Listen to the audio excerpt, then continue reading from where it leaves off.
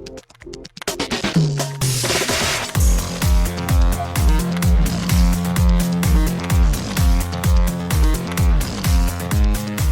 and welcome to Too Fast, Too Forever. There's all kinds of family. We chose this one. This is episode 231, F9, Lap 10. I'm Joey Lewandowski. I'm Joe too, and this episode's brought to you by Magnet Bros. Magnet Bros is a family-owned and operated business founded in the mid-1990s, and they have been producing high-quality custom magnets ever since. Check out magnetbros.com.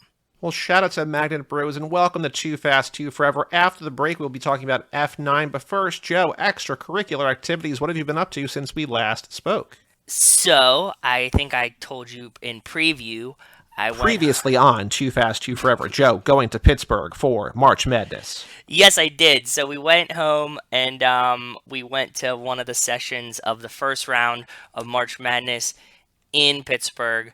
We went to go see Chattanooga, and they played Illinois, I think, and then UAB, and I forget who they played. So the first game we went to was cool. It was Chattanooga. They kept it really close. Came down to like the last seconds, last possession. Something I didn't know, Terrell Owens was there. He went to the University of Chattanooga. Okay. Did you know this? I don't know that I did. Yeah, so Terrell Owens was there in the crowd, which I thought was pretty cool.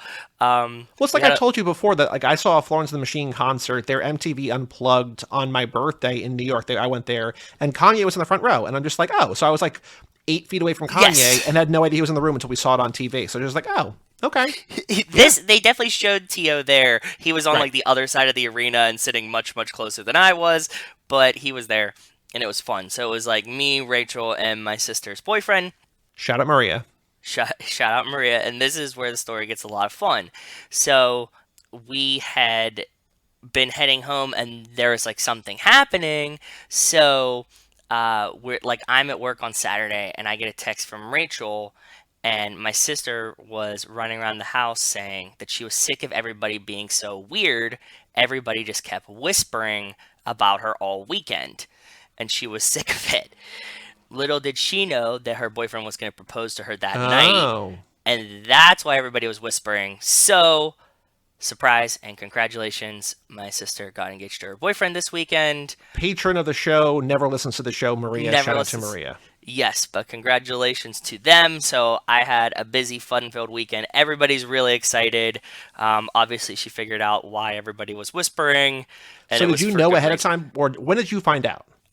He had sent me pictures of the ring before we left. Okay, but like you learned last week. Yeah, so like he sent them, and I was like, it seems like it's likely it'll happen this weekend, but like I don't actually know his plans or intentions, and so but it did, and everybody was there, and everybody's all like happy and excited now. So cool. Yeah, good for them. That's what we've been up to. Primarily, that was my big fun time news. You're running out of time on Oscar movies. Oscars this Sunday. They will have aired by the time this comes out. So where are you on the Oscar movies? Yeah, I got 1, 2, 3, 4. I got 5 left. I plan to watch them. Whoa. Like we'll okay. get them. No, we'll get them through because like Saturday I could watch like 2. You know what I mean? Okay. Yeah. Mm-hmm. Like it's not like impossible. I'm gonna get them done. And like Sunday, it's on at night. I could probably sneak another one in before that. I ain't sweating it. Looks like I'm gonna watch them at home though. But other than that, it's not too bad because like we've been watching, like we caught up on Severance. We have an episode of From. We were like watching South Park. It was like a lot of TV recently, a ton of TV. So yeah, TV is back in a big. Atlanta starts tomorrow, I think, or Friday. Does it? Like Atlanta's back by the time this episode comes out, wherever it comes out, whatever feed you're listening on, Atlanta will be out to watch. Oh, cool. Season 3. Yeah, I'm getting excited. I just saw a commercial for it today. I didn't know it was back today or whatever tomorrow. I watched another episode of Endgame. Are you still one behind because you missed last week? Yes, I'm one behind. I watched last week's. I honestly can't tell you what happened in this episode. That is totally fine. I'm okay not knowing. Yeah, I mean, like, the story progressed, but like nothing significant in my opinion.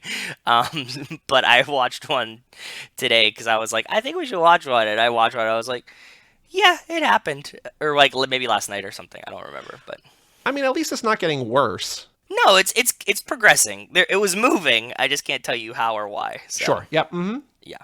Anything else of note, or is that it? No, that's it. How about you, brother? What have you been up to? Not a ton. This weekend is my fantasy baseball draft, so we'll be going out of town. This is our Cool. first away game, basically. I'll talk about that next time. But Because baseball so starts like in a couple weeks now, like right after the Oscars, right? Because it's delayed a week, I think, but now it's like April 7th, I want to say, is maybe opening day. So it's like 2 weeks out. Yeah, not too bad.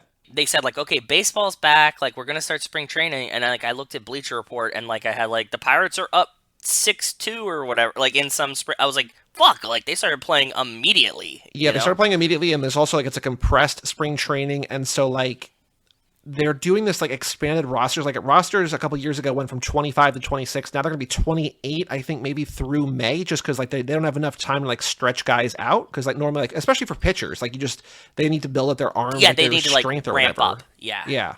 And so because that's not happening, they're expanding rosters. So it's gonna be another weird month of baseball and another, weird era of baseball, but whatever. So that's that.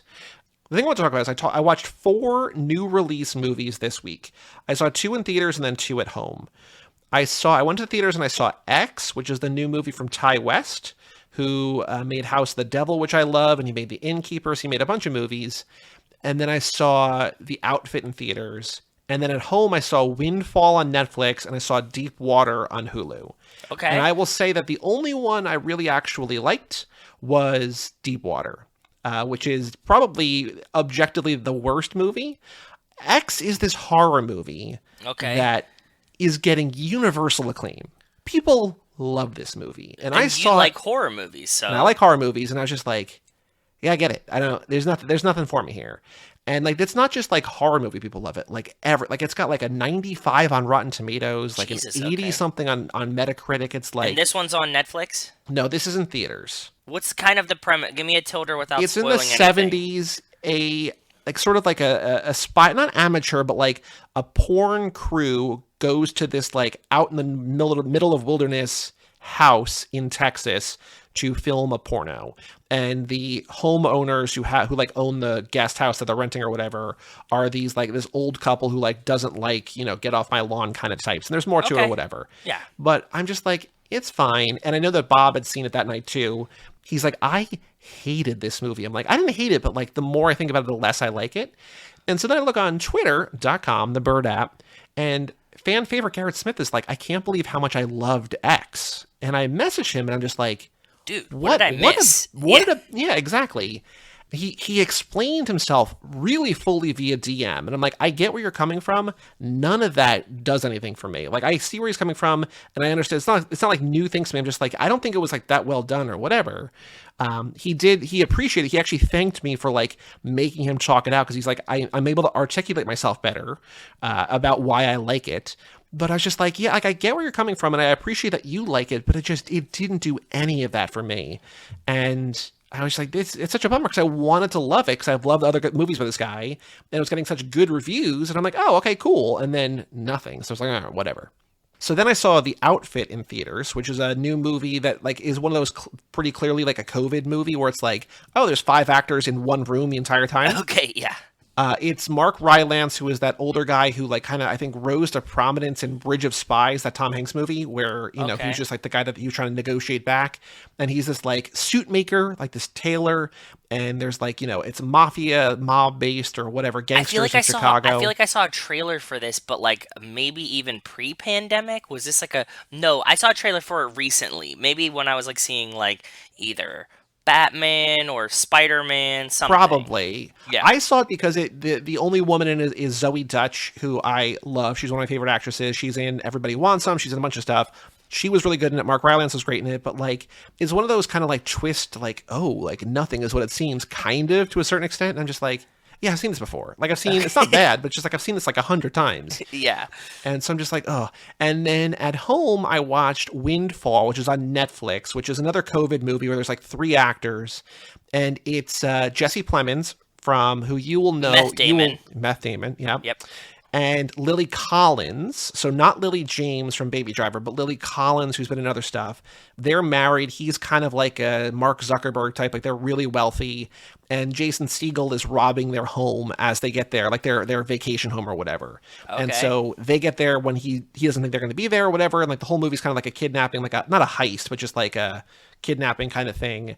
And it was fine, but it's just like there's nothing, again, there's kind of nothing here, sort of. And I'm just like, I want more. I don't know.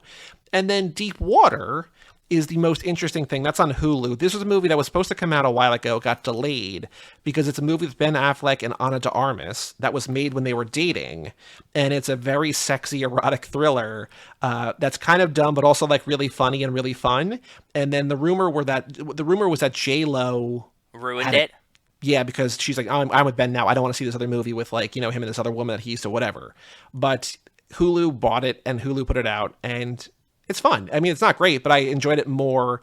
So many movies, I'm just like, there's no reason to see it. Like, not that they're bad. Like, none of these I don't think are bad. It's just like I've seen these before or whatever. Yeah. And at least Deep Water is horny. Like that's all I know. Like it's a horny movie, and that's fine. It's just I don't know, man. Yeah, I get it. So I've had years on like a little bit of a cold streak. It happens. I know that like I'm trying to get better about like quitting things and like stopping watching things or whatever, and I'm just like. But like if you're in the theater, what are you gonna do? Fucking walk out? Like just exactly. Go see, just finish it, and then just be like, it wasn't that great. And also, like, I haven't walked out on a movie not just because like I refuse to, because I mean I pay AMC $25 a month. I could do it. It literally doesn't change anything for me. But like, I don't want the first movie that I walk out on to be like the outfit because like I'm bored. It's like that's not like a stand. I'm just like it's fine. Like it's not a bad movie. It's just that like it's I don't know. Yeah, and Elden Ring, I'm getting better. So Elden Ring gets better. Like the farther you get into the game, the more powered up you get, the more you explore. It just keeps getting better and better. So like I finally see like what people are like, this is the best game of all time. So, again, you don't need to be told to play Elden Ring. You're either playing it or you don't have no interest in it. So, yep, but Elden Ring is great. So we have a Patreon page on the show, toofast2forever.com. Shout out to Cassie Wilson, Jake Freer, Ben Milliman, Nick Burris, Alex Elledin, Justin Kleiman, Brian Rodriguez of High School Slumber Party, Haley Gerbies, Wes Hampton, Christian Larson, Jerry Robinson, Dan the Duke, Hayden Renato, D. Donato, Michael McGann, Lane Middleton, Lindsay Lewandowski, Nate Middleton of the Kings of Sport, Jason Rainey, and Jessica Collins, a.k.a. Montez. Thank you all for supporting the $5 a month level or above, or thank you to Maria for supporting the $1 level. Okay, doesn't get a shout out, but again, we'll get another shout out. Congratulations to Maria. Yep. If you want to support the show, toofast2forever.com gets you bonus episodes, early access, bonus talk, documents, handwritten notes and stickers and all sorts of stuff. toofast2forever.com. We have an email address, family@cageclub.me. Joe, we have no emails today other than someone calling our... Oh, what episode was it? Some episode they called shite, and I'm just like, okay. Nice. Well played. So, yeah, that's it. So email us, family@cageclub.me if you want to get in touch with us. Just send us a note about whatever, and we'll read it on air. But family@cageclub.me. Joe, on the streets, news about the Fast and Furious. Casting news for F10. I know. I saw you post it. So Ratcatcher 2. A name I did not know the actress's name by name, but Daniela Melchior, who is Ratcatcher 2 in The Suicide Squad. Yes. So a John Cena reunion is going to be in F10 in some regard. I don't know how, I don't know who, but she'll be in F10. That's fucking awesome. I mean, like, keep adding them, dude.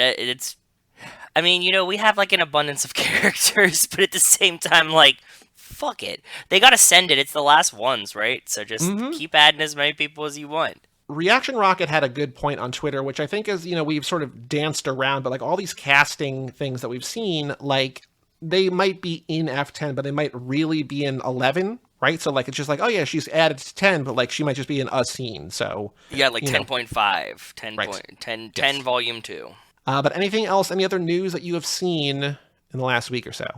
No, I haven't even seen adjacent news about actors about doing other things. There was a post that went kind of viral, not crazy viral, not like Mark Hoffmeyer viral, but like kind of viral on Reddit fan theories that Jason Dickinson shared a Screen Rant story of, but I went right to the source on Reddit.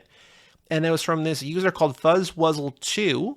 And the name of the post is "The Fast and the Furious franchise's all Dom's coma caused by the crash at the end of the first film." Did you see this? Have you heard about this? Do you know about this theory? No, but that's interesting. So they're doing the lights off situation that what Dom gets into a crash at the end after the train tracks. So here's the theory. I haven't Okay. read it fully. I just sort of, because I wanted to read it on air and sort of react to it on air. Okay. A fun little thought that popped in my head. Dom races in an RX-7 in the first film, but only ever drives muscle cars in the later films.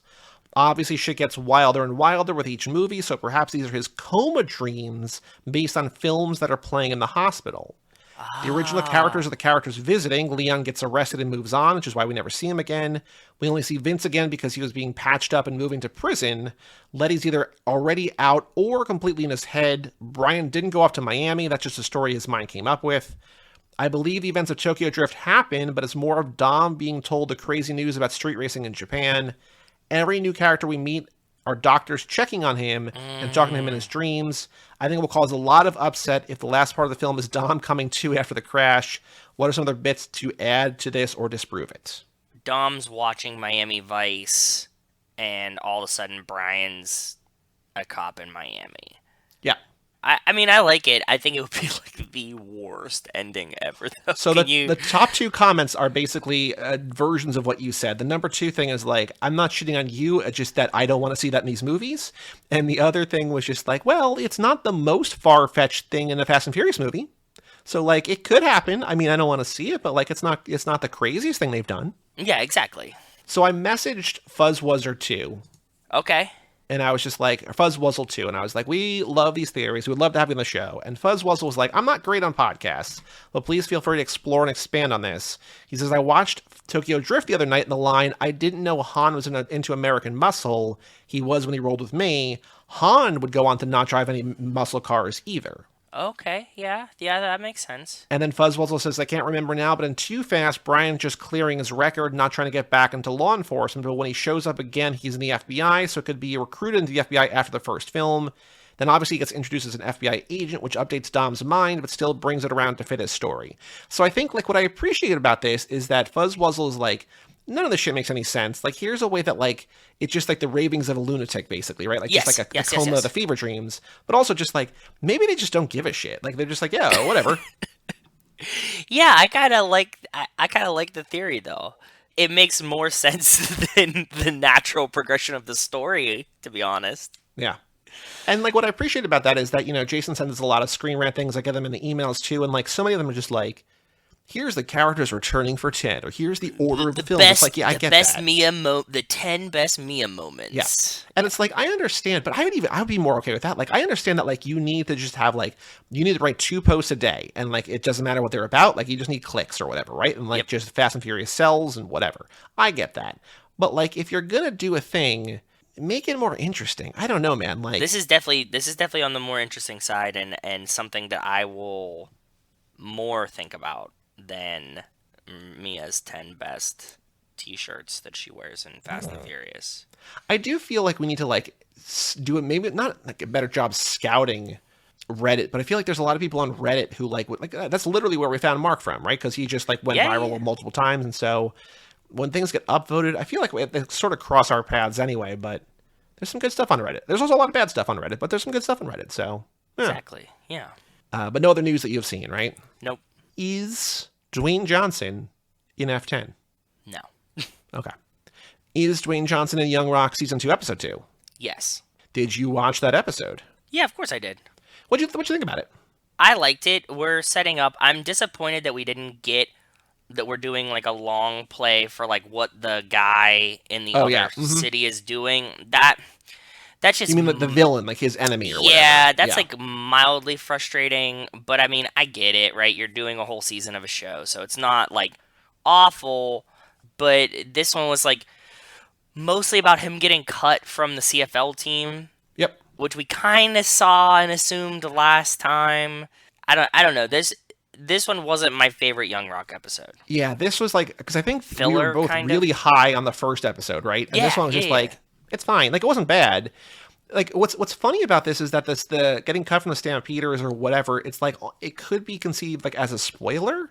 Like, it's not really a spoiler because like you could just look up what happened to The Rock. Obviously, we know that The Rock doesn't make the NFL because like we would know that. But like, I also like was sort of surprised that he gets cut this early. I was just like, oh. It's just a vehicle that this was just a pivot to be like, okay, I want to be a wrestler, right? Because that's the kind of where we end up at the end. Correct. It's like, okay, they just like tell like, I guess the CFL story is not that exciting because he gets cut, right? So it's like, okay, you just need that to transition to be like, he tried to get into the NFL, couldn't, now he's going to be a wrestler. It's also funny in that regard that it's just like, he got cut because he was too good at his job. It's like, well, that's probably not exactly what happened, but like, I appreciate that story of telling element of it. Yeah, that seemed like a little bit of an embellishment to me too. Like, So, even when he tells his dad, he kind of sells it like that, but like they sell it like that's what happened at the thing. Like, if he starts playing like a stud in practice, they're not gonna tell him to tone it down and also like you did too good and now you have to leave. Like, what the fuck is that, right? right. So Yeah. They're like, oh, you made our offensive line too good. Like, we don't have a place for you. It's like, you would make room, like, whatever. Like, it's fine. Whatever. yeah, exactly.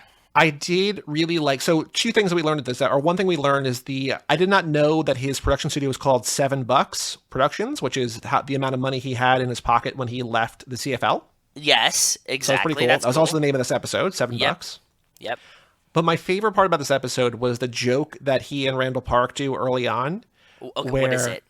Randall Park is like, 65% of me is the actor Chris Bleep, and they bleep it out. Yes. And then The Rock's like, oh, that's Yes, interesting, yes. because 65% of me is actor Chris, and then it's a different person. So, like, clearly there's, like, a hierarchy of Chris's that they're not even sharing, because, like, there's all, like, the jokes about, like, Chris Pratt and Chris Evans and Chris Hemsworth Pine. and Chris Pine. They're all the same. They're all blonde Chris's or whatever, right? Like, Yep. So it's just funny that they both have, like, a thing that, like, they both seem to agree on. Like, oh, yeah, he is 65% of you or whatever, so... Yeah, and to shit on two of the Chris actors who we can like imagine guess, like you just listed who they are, but also they didn't like out them, right? Yep. Is fun. I agree. Yeah. And the only thing I want to say is that it was cool to see a deaf player in the CFL and on the show, accessibility and visibility matters. And like, I just think it's cool. It was really cool, but they're like when they were fishing, The Rock was facing away and talking away, and he was responding, and I was like, "You guys established that he was deaf." like if you Rock, if you look away from him, he can't read your lips, bud. You're not doing sign language, So I was giggling about that.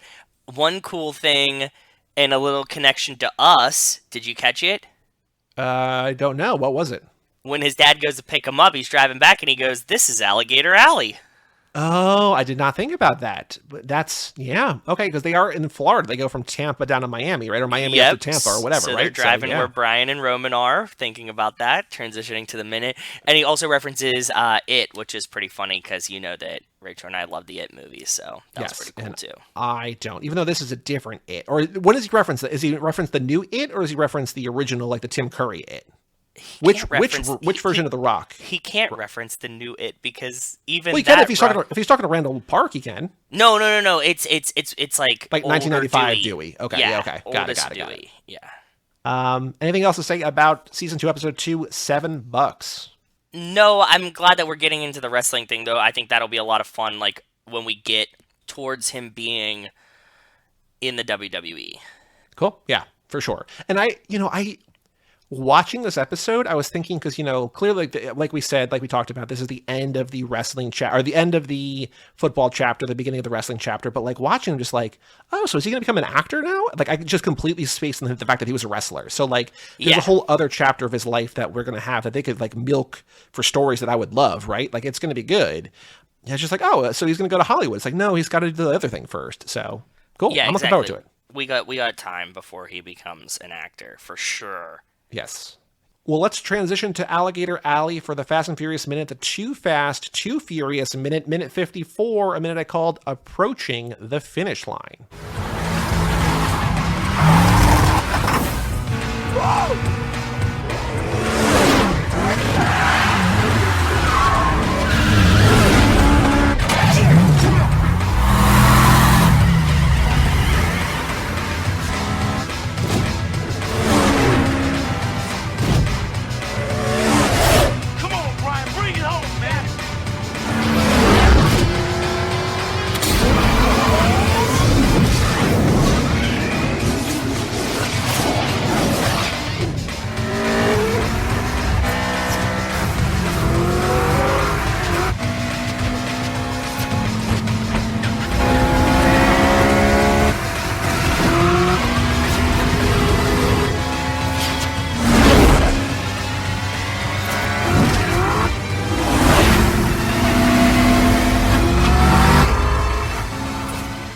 In this minute, as Fonzie spins out, Brian celebrates and rounds the barrels to finish the first leg of the race. Fonzie recovers and returns to the road as Brian races to catch up to him.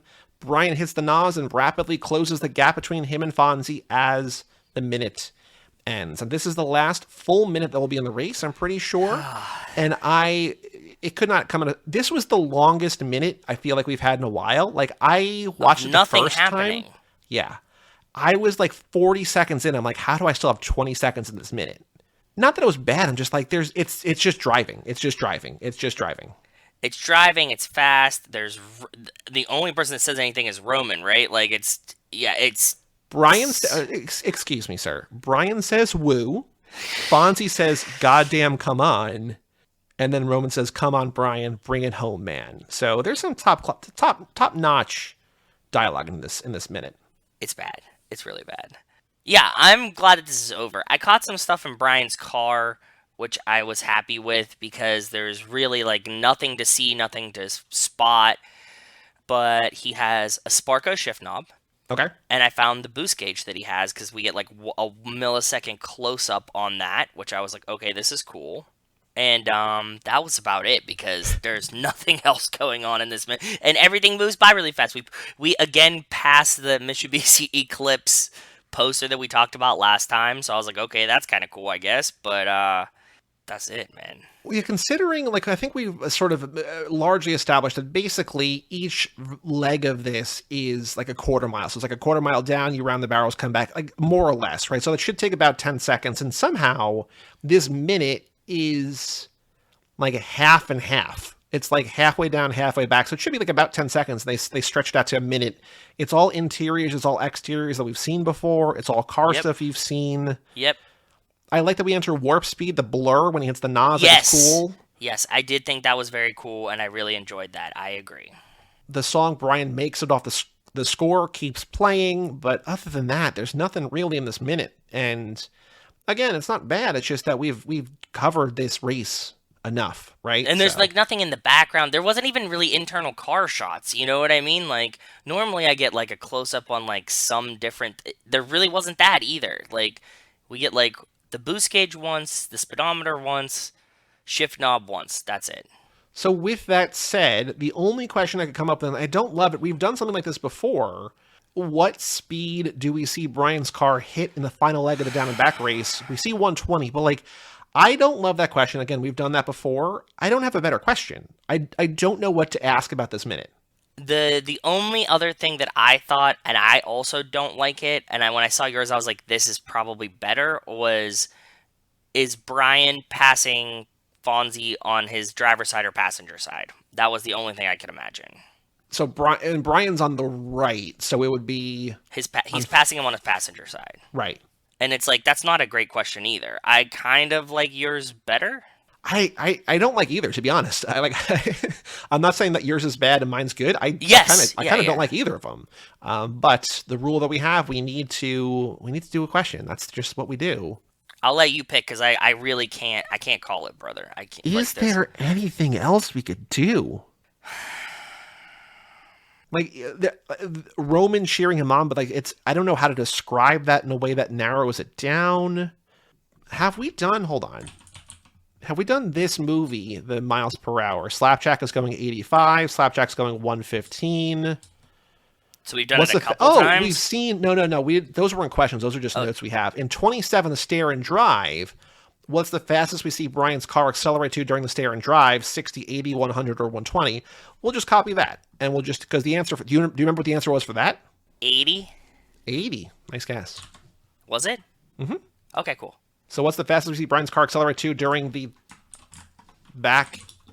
second half of the, all right, we'll just accelerate to during the down and back race? The answer, 120. Like, as much as I don't like a lazy question we've already done before, I do weirdly love repurposing a question almost verbatim.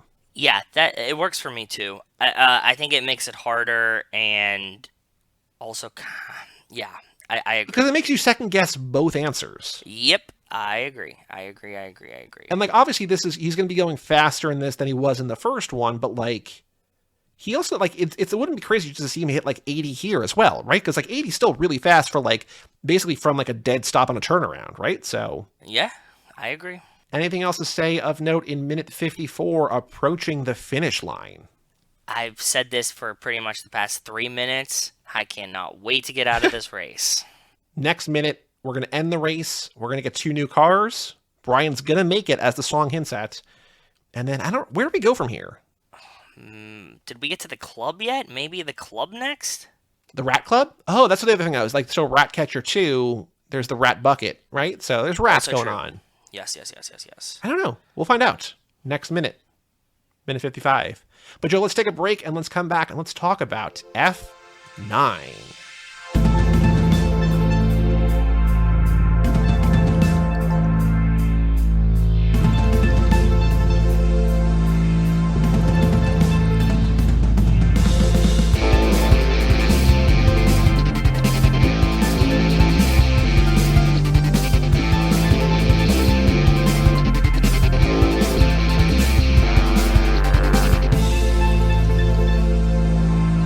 Welcome back to Too Fast, Too Forever. This is episode number 231, F9, Fast 9 Saga, the Saga. This episode is brought to you by Magnet Bros. Today, they operate 3 of the most modern, high-end Canon digital printing presses on the market, which allow them to print thousands of magnets per day. Shout out to the Magnet Brothers. Well, shout out to the Magnet Brothers and welcome back to Too Fast, Too Forever. With us tonight to talk about F9, we have a film critic for Adobe.com and a member of the Critics' Choice Association. We have with us tonight Julian Lytle. Hello, Julian. Hello. How are you doing? I'm doing okay. Ready to talk about this Fast and Furious. Yeah.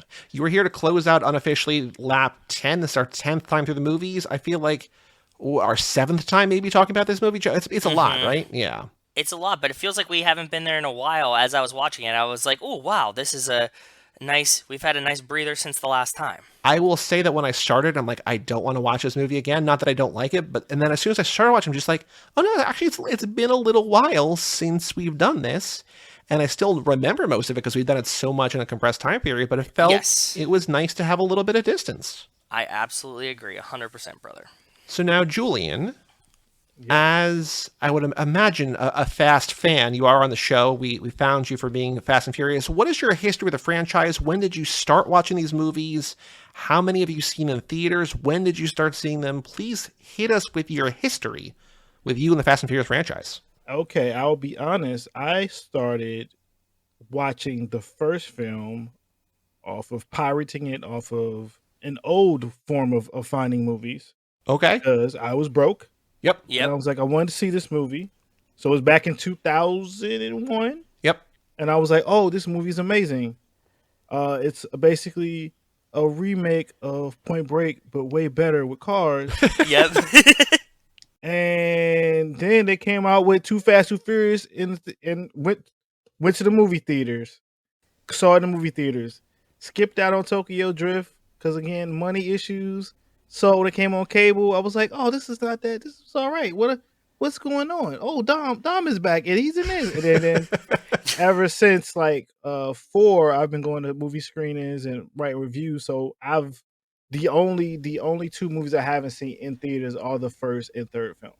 Love that. So you got pretty strong. You have better credentials than I do, to be honest. I did not start seeing these till 5, and I did not see them in theaters until 6. So.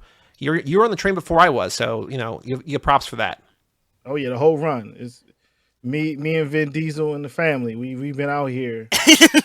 We've been out here. I remember what it was like seeing. I was like, oh yeah, I know what it's like seeing those cars on the street. Like, oh, this movie perfectly tapped the zeitgeist every time. For sure. So now we were talking about a little bit before we started recording. It's the most difficult question sometimes, or maybe it's easy. I don't know. But the question the question of the hour, your rankings, either from favorite to least favorite or least favorite to favorite. However you want to rank these, what are your rankings for the Fast and Furious franchise? First of all, the top is Fast 5. Perfect. Love it. That was the movie that I called Black Avengers before it came out because it had a bunch of heroes, people of color, and their white homie.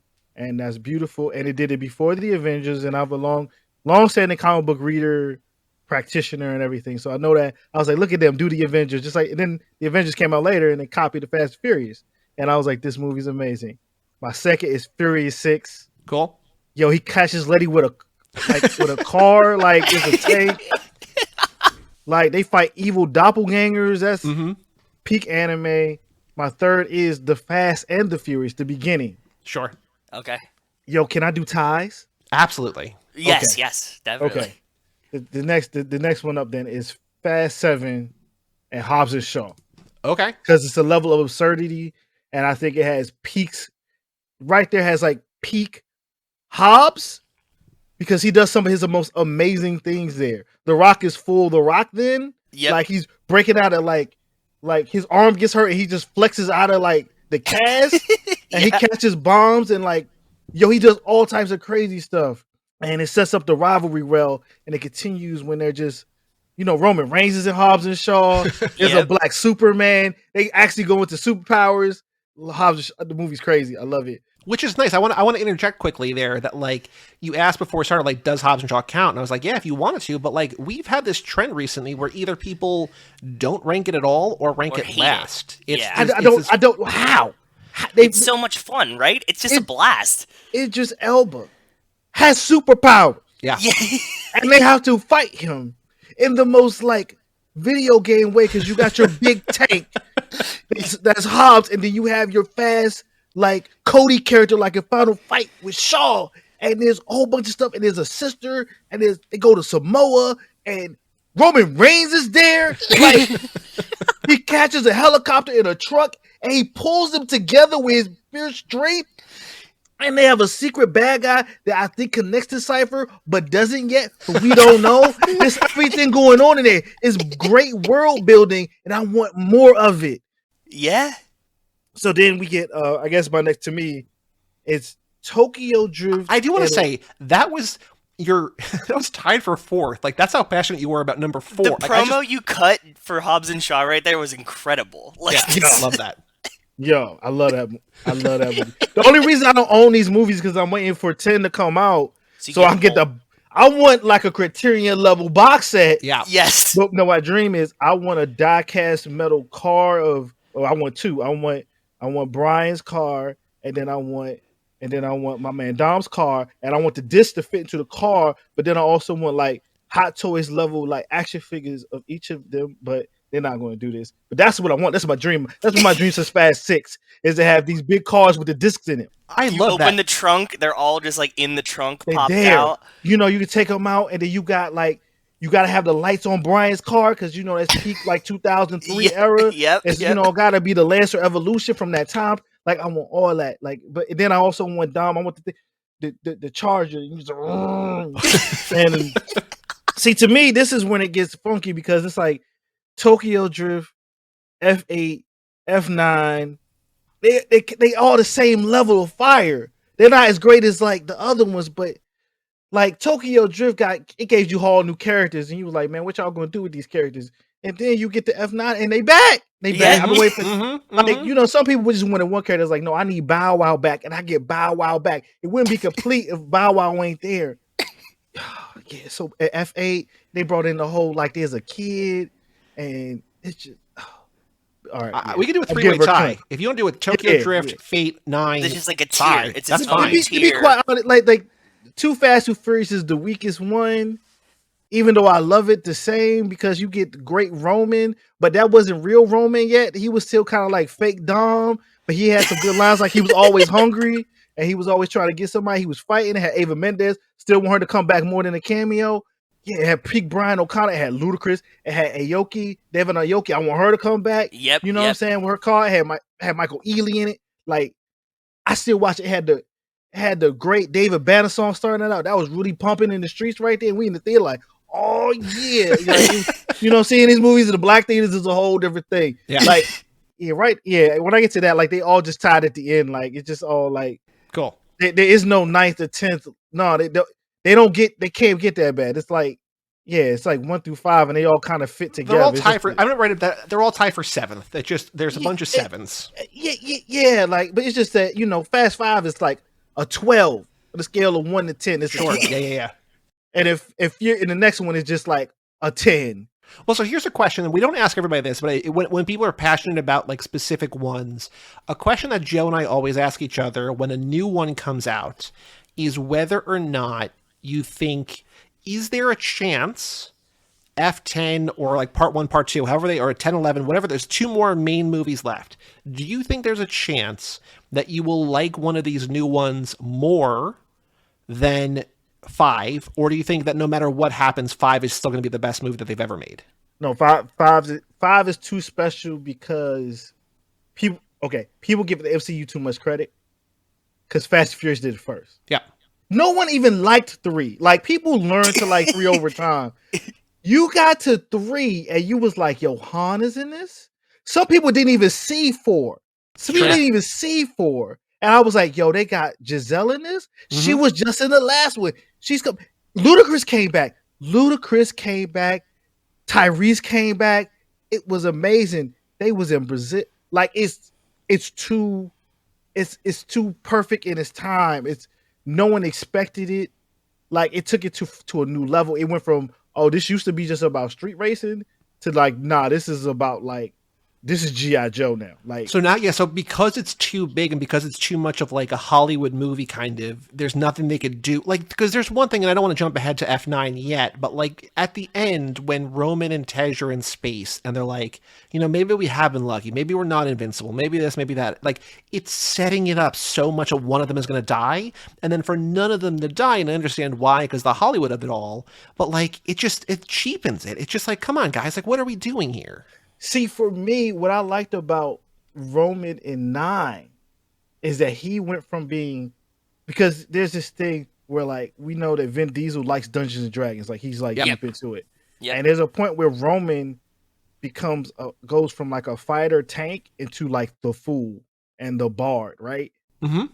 When you get into this movie, he now is speaking for the audience, like, how come we never get hurt? Yep.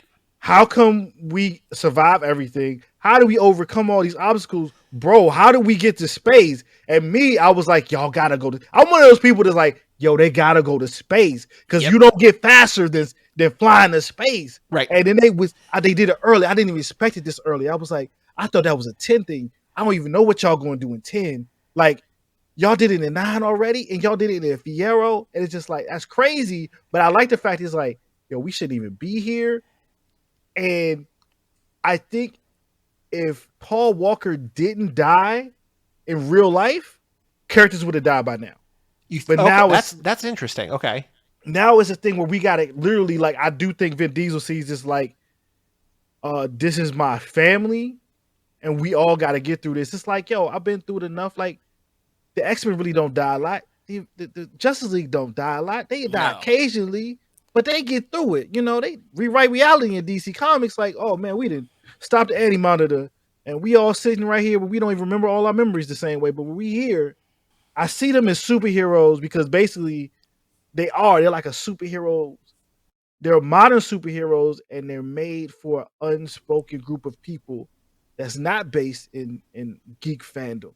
Like, it's tapped into like real life, or what probably used to be considered stuff that jocks and normals like they like cars and working out and listening to like reggaeton and trap music and clothes and maybe racing illegally and seeing like girls half butt naked for no reason, and the women are tough too. They can kick you in the chest and they can drive cars, and we might steal some DVD players because we gotta make a living. And yeah, but we did lose one. We lost my man in 5, who was from the original family. Vince, so we have lost Vince. We still missing the other guy from the first movie.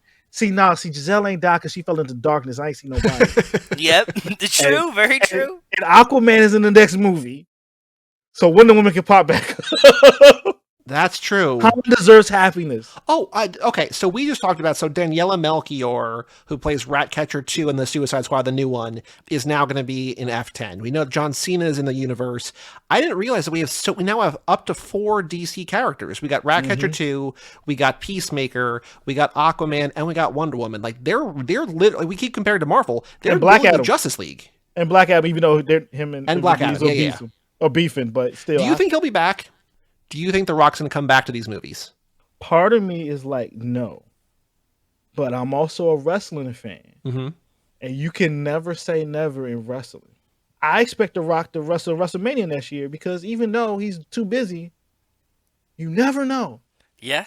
But I also do expect another Hobbs and Shaw because that movie was too good and it made enough money. Like, even if he doesn't pop up in 10, I expect to see another Hobbs and Shaw.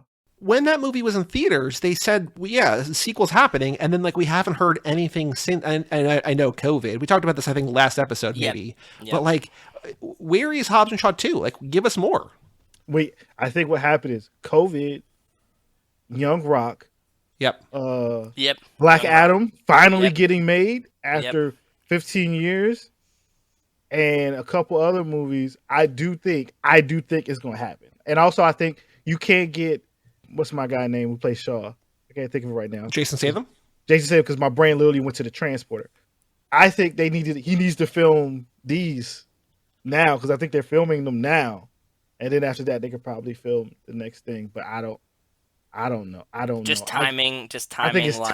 Yeah. I think it's timing altogether, and like I want it bad. I do think there is bad blood between Vin Diesel and The Rock, though. We thought for like a year and a half or 2 years that, like, to your wrestling point, that this was like heel play, that this was going to be like, this was all manufactured drama.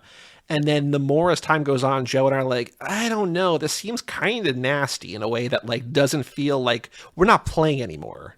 Yeah, there's little things that Vin Diesel says. It's like, Vin Diesel, don't try to little homie The Rock. Like, yeah, my The Rock brother Dwayne. Yeah, like, yo, you got what, 10 months on him? Like, he was famous before. He was WWF World Heavyweight Champion, millions and millions of like. I was one of the 10 million people watching Raw every week. Same, yeah. Before, like, oh, who's that? Oh, he was in Saving Private Ryan, wasn't he? Hey, you know what I'm saying? Like, you hot, but you ain't. This man owns his own football league with his ex-wife. Like, he got a little sitcom about growing up in wrestling to become like the most popular wrestler of all time. Like, yeah. Like, I get you. Like, don't try to gaslight and neg The Rock. Like, he don't play like that. He didn't been really hurt. Like, you just like wrestlers get really hurt all the time. He like ripped it, he like tore his pec off, I think, once. It's like, no, but I want to mediate. Like, yo, can y'all come to a crossroads? Because I just need him in a movie. The people, the millions and the millions, no, the billions of fans need Hobbs to punch somebody in the chest in this movie. Yeah. With Jason Momoa in it too. Yeah, come on. Yeah. And John Cena. And The Rock in the movie at the same time. Oh my god! I want that so bad. Like, I can't see him and like, oh, he's people's champion. They gonna beat people up and they gonna do their special moves on cars. That's what I want.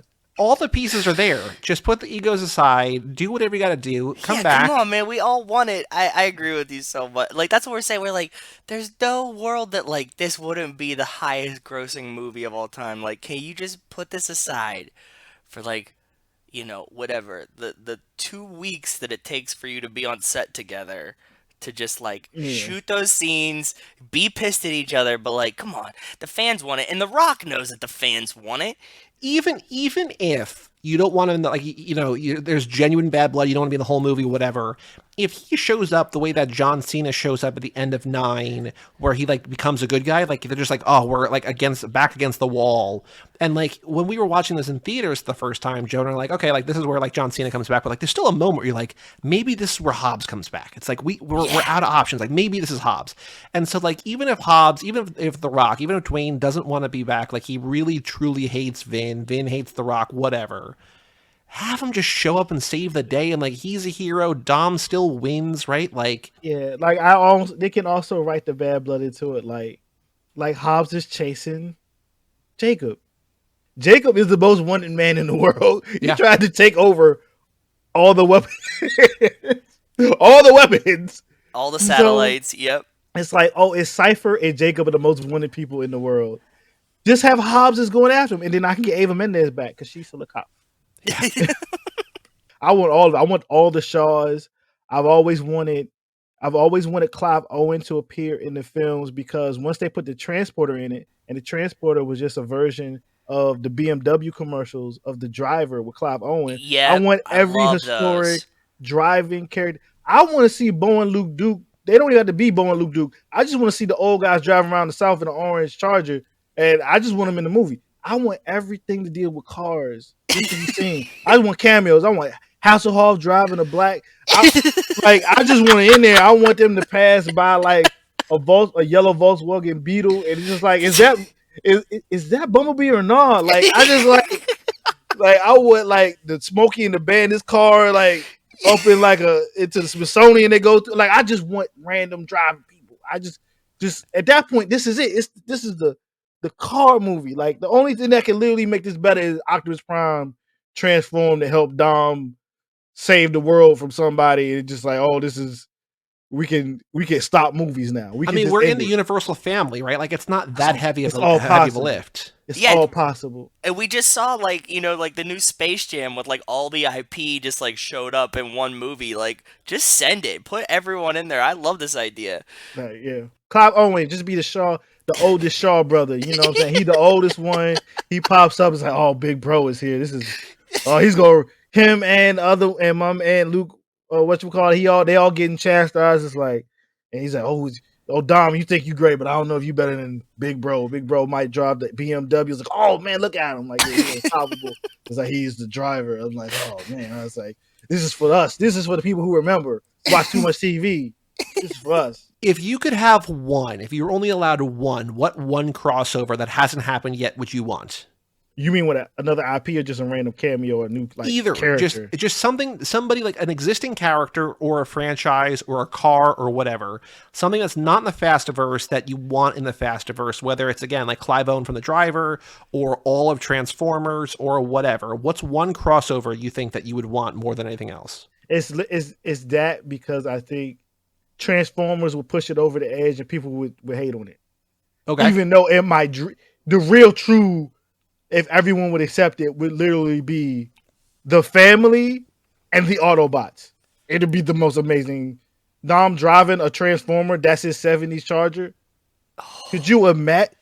Dom never gets saved and Dom beats everybody somehow. But what if the one person that he gets saved by is Optimus Prime? People would break down in tears.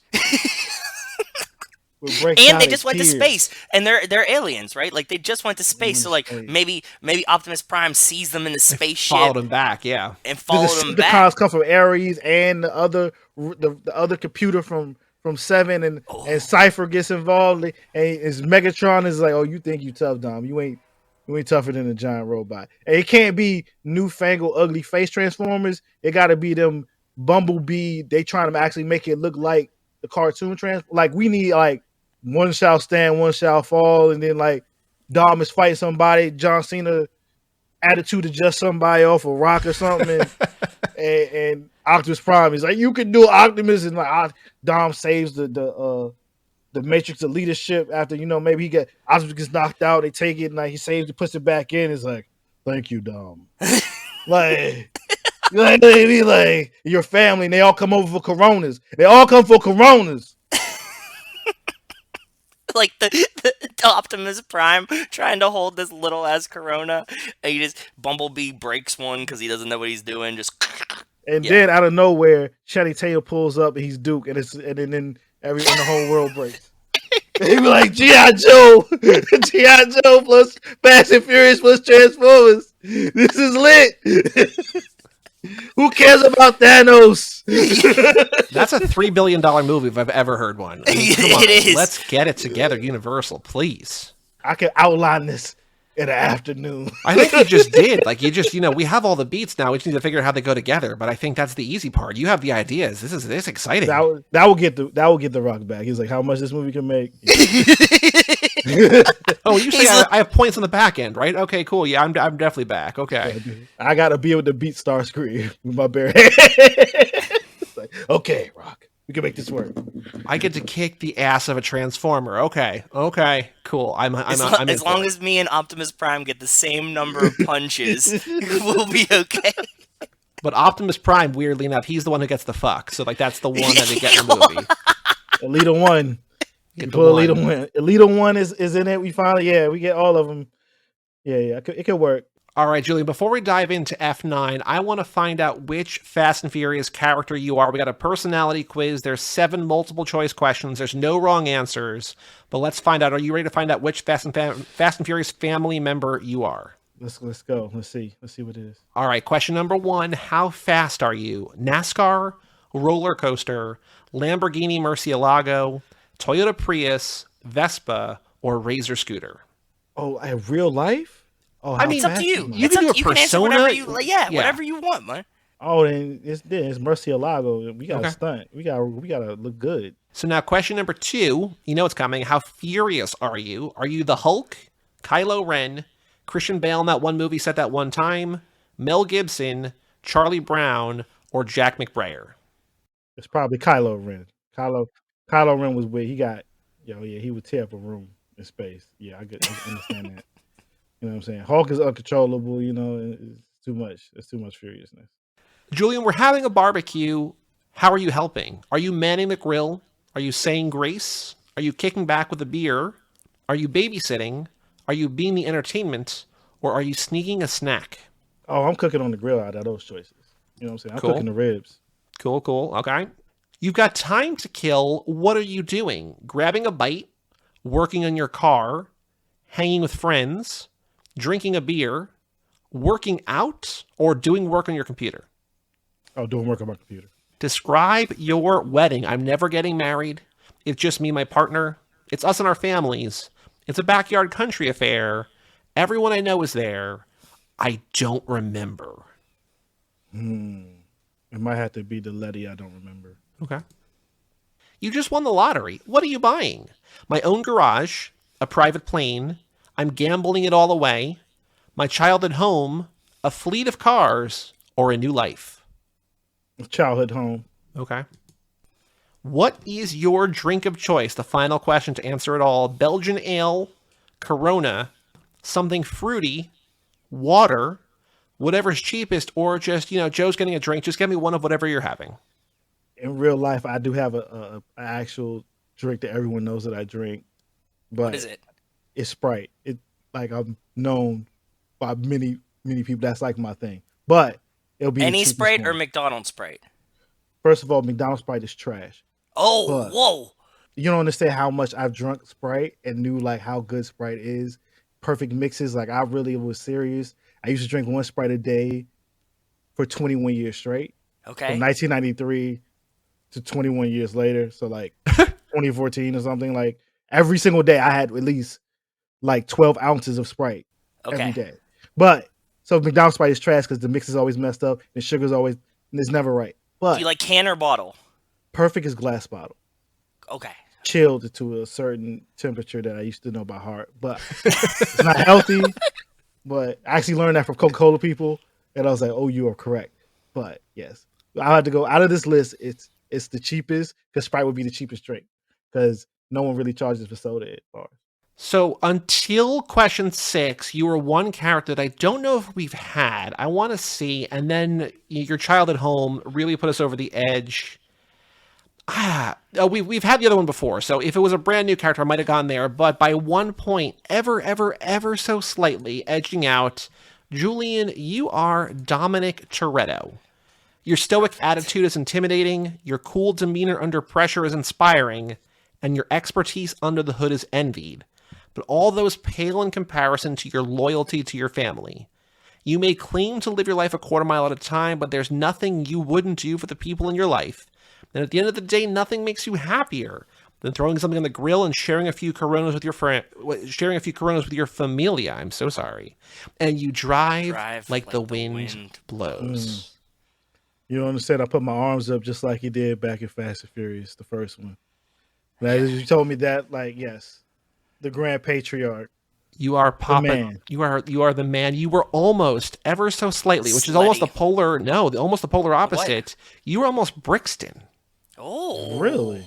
So Dom and Brixton are just mirror images, almost of the same thing. But yeah, you were almost Brixton, and then buying your child at home. Brixton has no memory, no nostalgia for his childhood. The Dom, the points. That's what he would have done. We see him right? Like the only thing he wants when he saves the world is 1327. So True. yeah, holding it down. That's what I like. The families. That's their Avengers mansion. When that got blown up, I was taken aback in the theater. I was like, oh my god, not Black Avengers mansion. What is this going on? No. But now it's rebuilt and stronger than ever. So much better. Pull the X-Men on it. Gotta rebuild the family's mansion back up even better. Probably gonna have some sub basements and some weird computer stuff that Tetch is gonna bring in Ramsey. Secret passageways. I like it. For little Brian. He gotta have secret ways to, just in case things get hot again. All right. So now to kick off the conversation about F9, I think you're going to be able to crush this question based on your originality, based on the way that you're answering all these other questions. So last lap was the lap that we did when we saw F9 for the first time. And we were like, okay, so apparently through all of these movies, Dom and me have had another brother. They've had Jacob running around. We just never knew about it. The franchise never told us until then. And we're just like, okay, cool, whatever. So all lap long, last lap, we were like, where is Jacob? Where was Jacob? What was he doing while this movie was going on? So this lap, we're doing the Shaw Brothers lap. We're doing Shaw Brothers movies. We're doing movies starring the Shaws.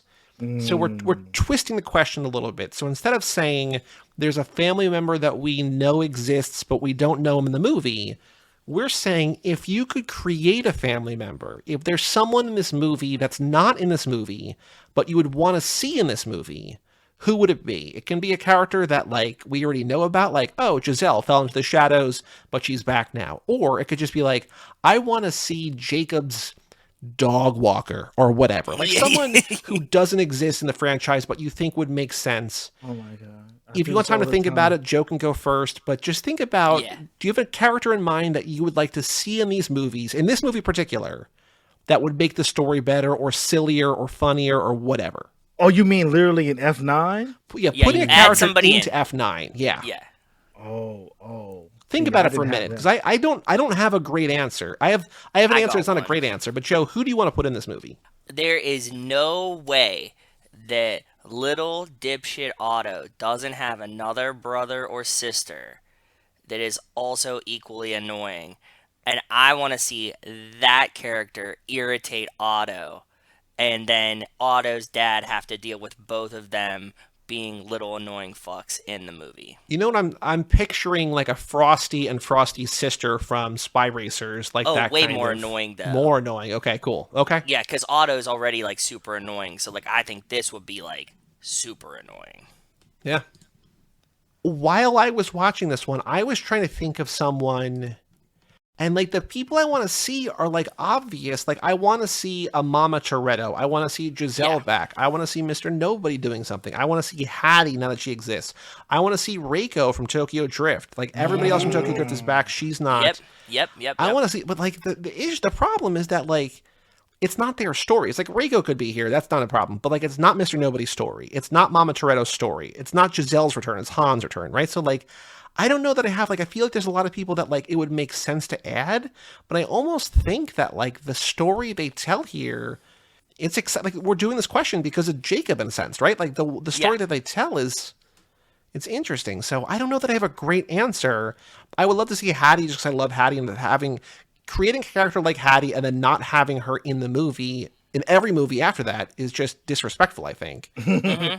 I want Hattie back. That's my answer for everything, but if not Hattie, if that's too much of a swing, because like the other Shaws are not in this, then give me Reiko. Like, don't give me Earl and not Reiko, right? Like, give me Reiko back too. Yeah, like why'd they like dump Reiko for no fucking reason? If you got Bow Wow and Sean, it doesn't make any sense. I agree. So Reiko is my realistic answer. Hattie or Mr. Nobody, Mama Toretto, Giselle, whatever. But realistically, Hattie, easier to do. Reiko, just add the same lines, just like have her back, right? Just making fun of Earl, whatever. I thought about it. Yeah. Leon, the missing member of the original family that we saw in the Fast and the Furious. The only one. Jesse died. Mm-hmm. Vince dies in Fast 5. Yep. We got the rest. Brian still technically exists. Leon, he could have came. He could have been with Jacob. Because after everything that happened in the first film, he's the only one that's still not there and didn't come back when Dom had to like go off there and escape and go to the Dominican Republic and do all this other stuff.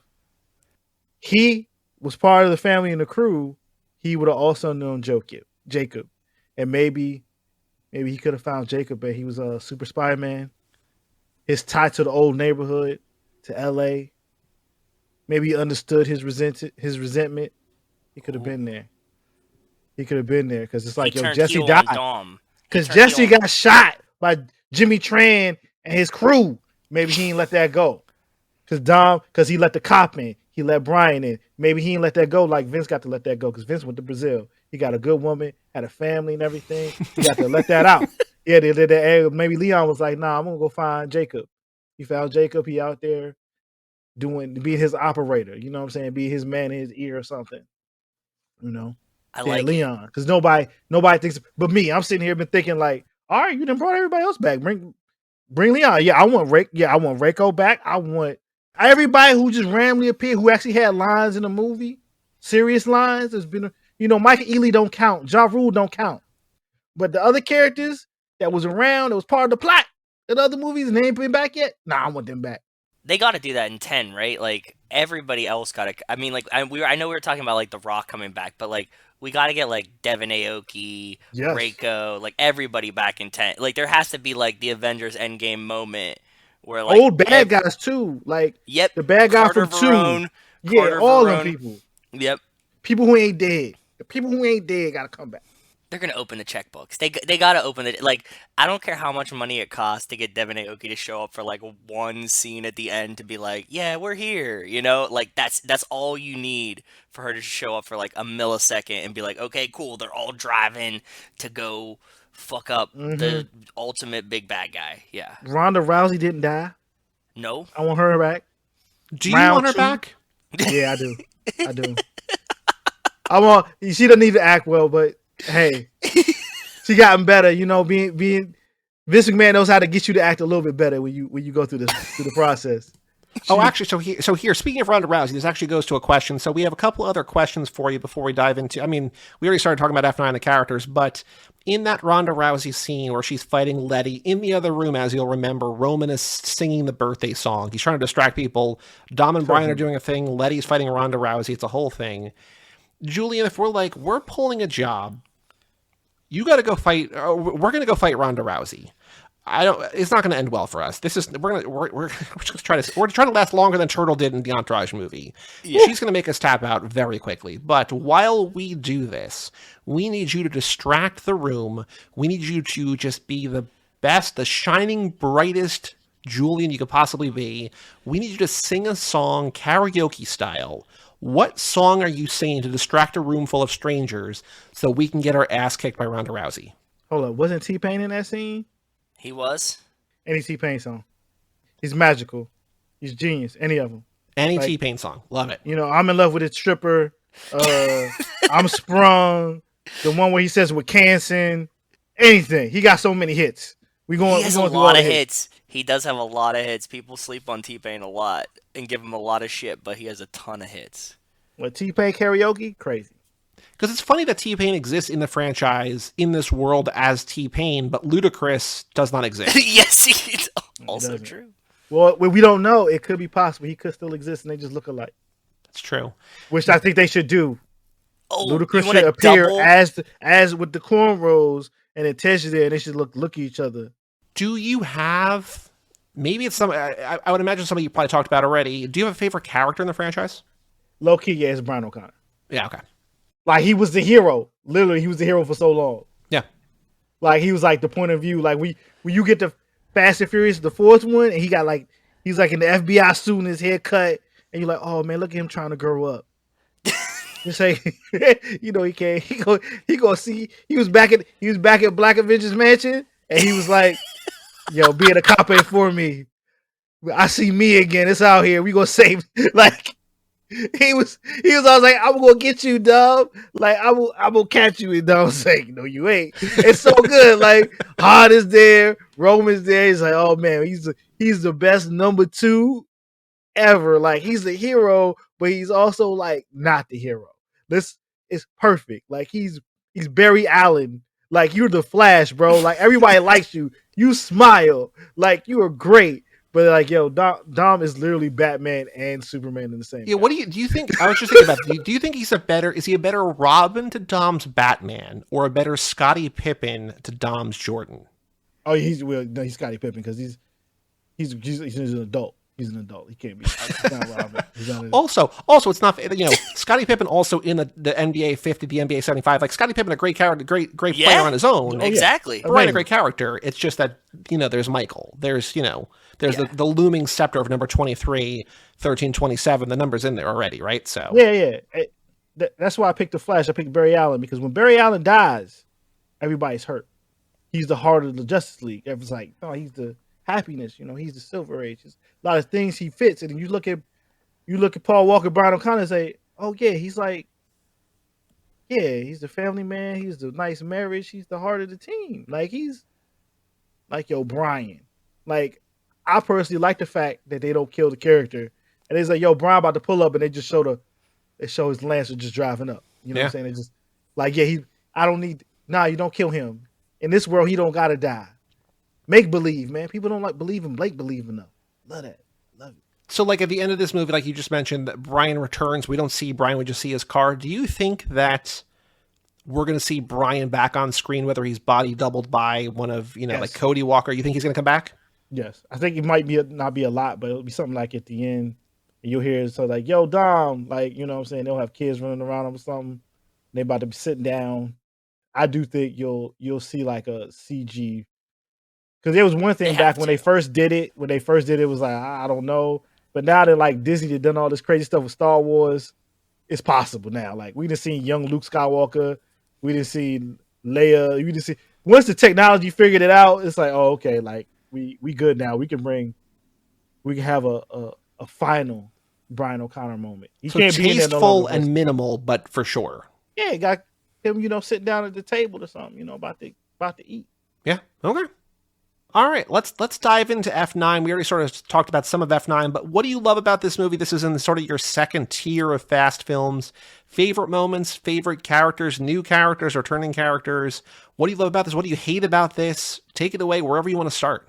My favorite part about this movie is the flashback versions of all the characters from the first movie. Yeah. Okay. They're perfectly cast. They look like it's so good. Then I'm like, why are you not making prequel movies right now? Yeah. Like everything that leads up to the fast. Why is this guy that you found that looks like you, but younger, where's his show? Miniseries on Peacock? Yep. Where's his movie? Where is it at? Because young Dom going to jail, meeting Leo and Santos in jail. Like, tell me how he meet everybody. Like, just I was like, oh, is that little Letty? Oh, is that little me? Oh, I was like, oh my God, is that little? Oh, there's everybody. That's everybody they look right, and they play a '90s music. I was like, oh, I could watch this. When I watched it again last night. I was like, yeah, I still want to see more of this. Fast 9 could have literally been a whole entire prequel movie, and I'd be like, okay. That's how good they are. There's a split reception among the people who have guested on this podcast, talked about this movie, on whether or not the actor who plays young Dom looks like Vin, is believable as young Dom. What do you think of the main actor, the main guy who plays young Dominic Toretto? Yeah, he's believable because Vin Diesel was like 54. Like, he does look like a younger version of him. It's believable enough. He's a pretty big guy. But he's not big as Vin Diesel. Like, he's younger. Like, but he's like a pretty tall young dude. He got some size on him. You can see that, like, he almost bust that dude open with the wrench. Like, I was like, nah, it works. He had the charisma. That's what works. It's something, to connect back to The Rock. What also works in his show when he got like the guy playing the like 20-year-old him. They both of them able to find people that has the charisma of like, yep. Oh, you're almost there. You're almost there, and you look close enough. It's believable, and I felt they did that with all that.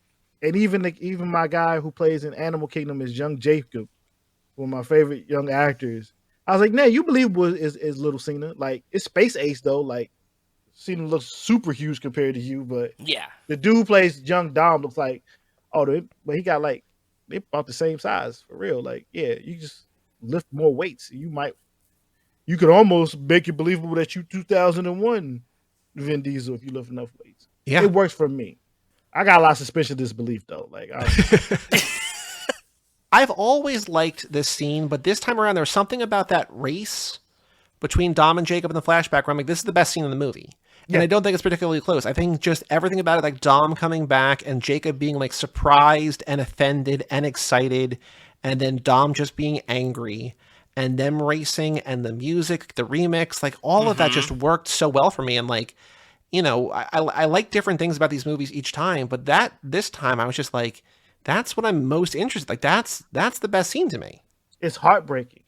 Yeah. What I like about it's heartbreaking because the second time you watch it, you know everything going on. It's just like he held that, like you threw your own little brother away, and he looked up to you, like the way he does the no, like it's so sad, but then it also plays it to like that's why you liked Brian so much. Yeah. They perfectly made that scene Yep. look so much like the first time you see Brian out there in the race, like I can take you, bro. Like it's just like that's why you like Brian so much. That's why you wasn't mad he was hooking up with Mia. That's why you sacrificed your entire crew for this little blonde dude.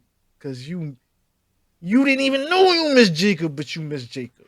It's I think that was amazing great retconning. how well the franchise retrofits things, even when they don't. Like, there's no way.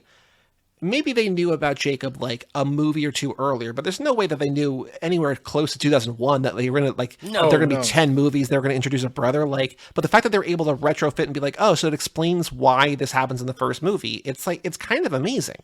Again, it takes all the best stuff of superhero comics. Like this stuff like that happens all the time. And like, what do you mean? Blah blah blah has a brother now. What do you mean? What do you mean? Jason Todd is alive.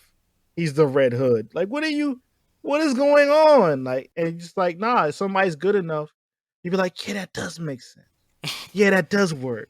No one planned this, but you know, you can see that like Vin is sitting there, and one of the best things that happened is Justin Lin coming back, because I think him and Vin are on simpatico and like, oh, this is how we craft the story. Because like, I enjoy F8. I like F8 because of Cypher, but it actually kind of doesn't work with the rest of like the longer story stuff. Like, she got pregnant now. Like, she had it. Like, he didn't. Like, some of that gets kind of weird and goofy, but the way 9 works was like, oh yeah, like since Justin Lin did so many of the important parts, the way him and Vin Diesel are able to fold all that together with the other screenwriter is like, oh, we can say like, oh, this is why Dom rocks with Paul Walker. This is the way we can work how bringing John Cena into this. He can somehow be his brother.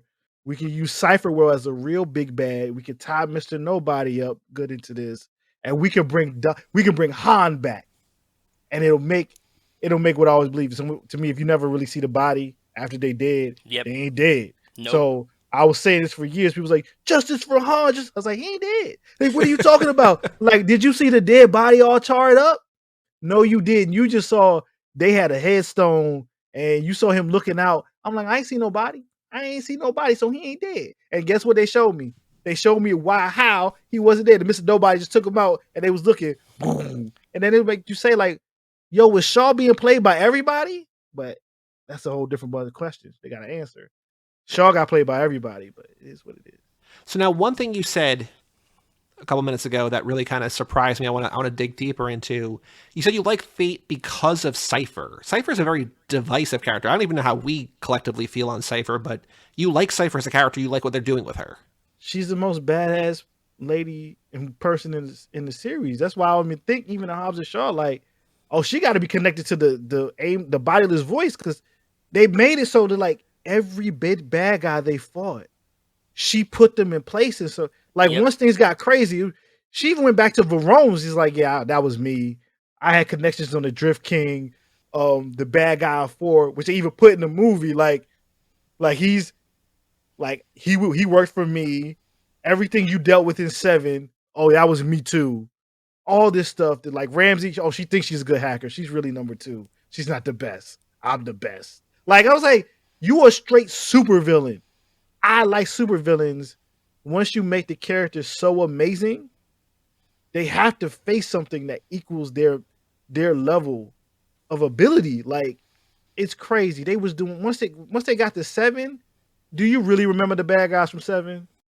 Other than Owen Shaw. Well, 7's a mess. 7's a mess because it's Deckard and because it's Mosey Jaconda. I mean, we've watched these movies 10 times in the last 3 years, so we know the villains. But like 7 in particular is a mess because it's like it's 2 movies. It's the revenge thing and then also like God's Eye, and they don't really work together. Yeah.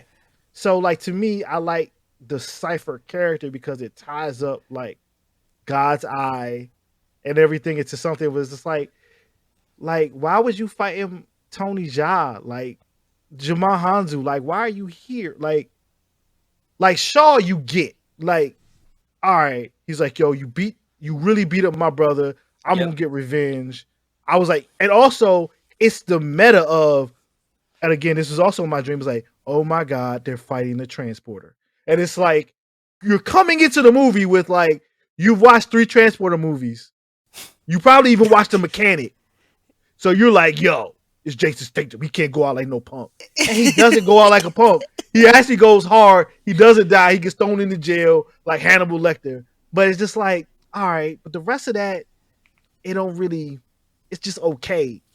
And then you get to 8, and while everything else is kind of okay, and they like low-key redeem Shaw, well, they don't even low-key, they high-key redeem him.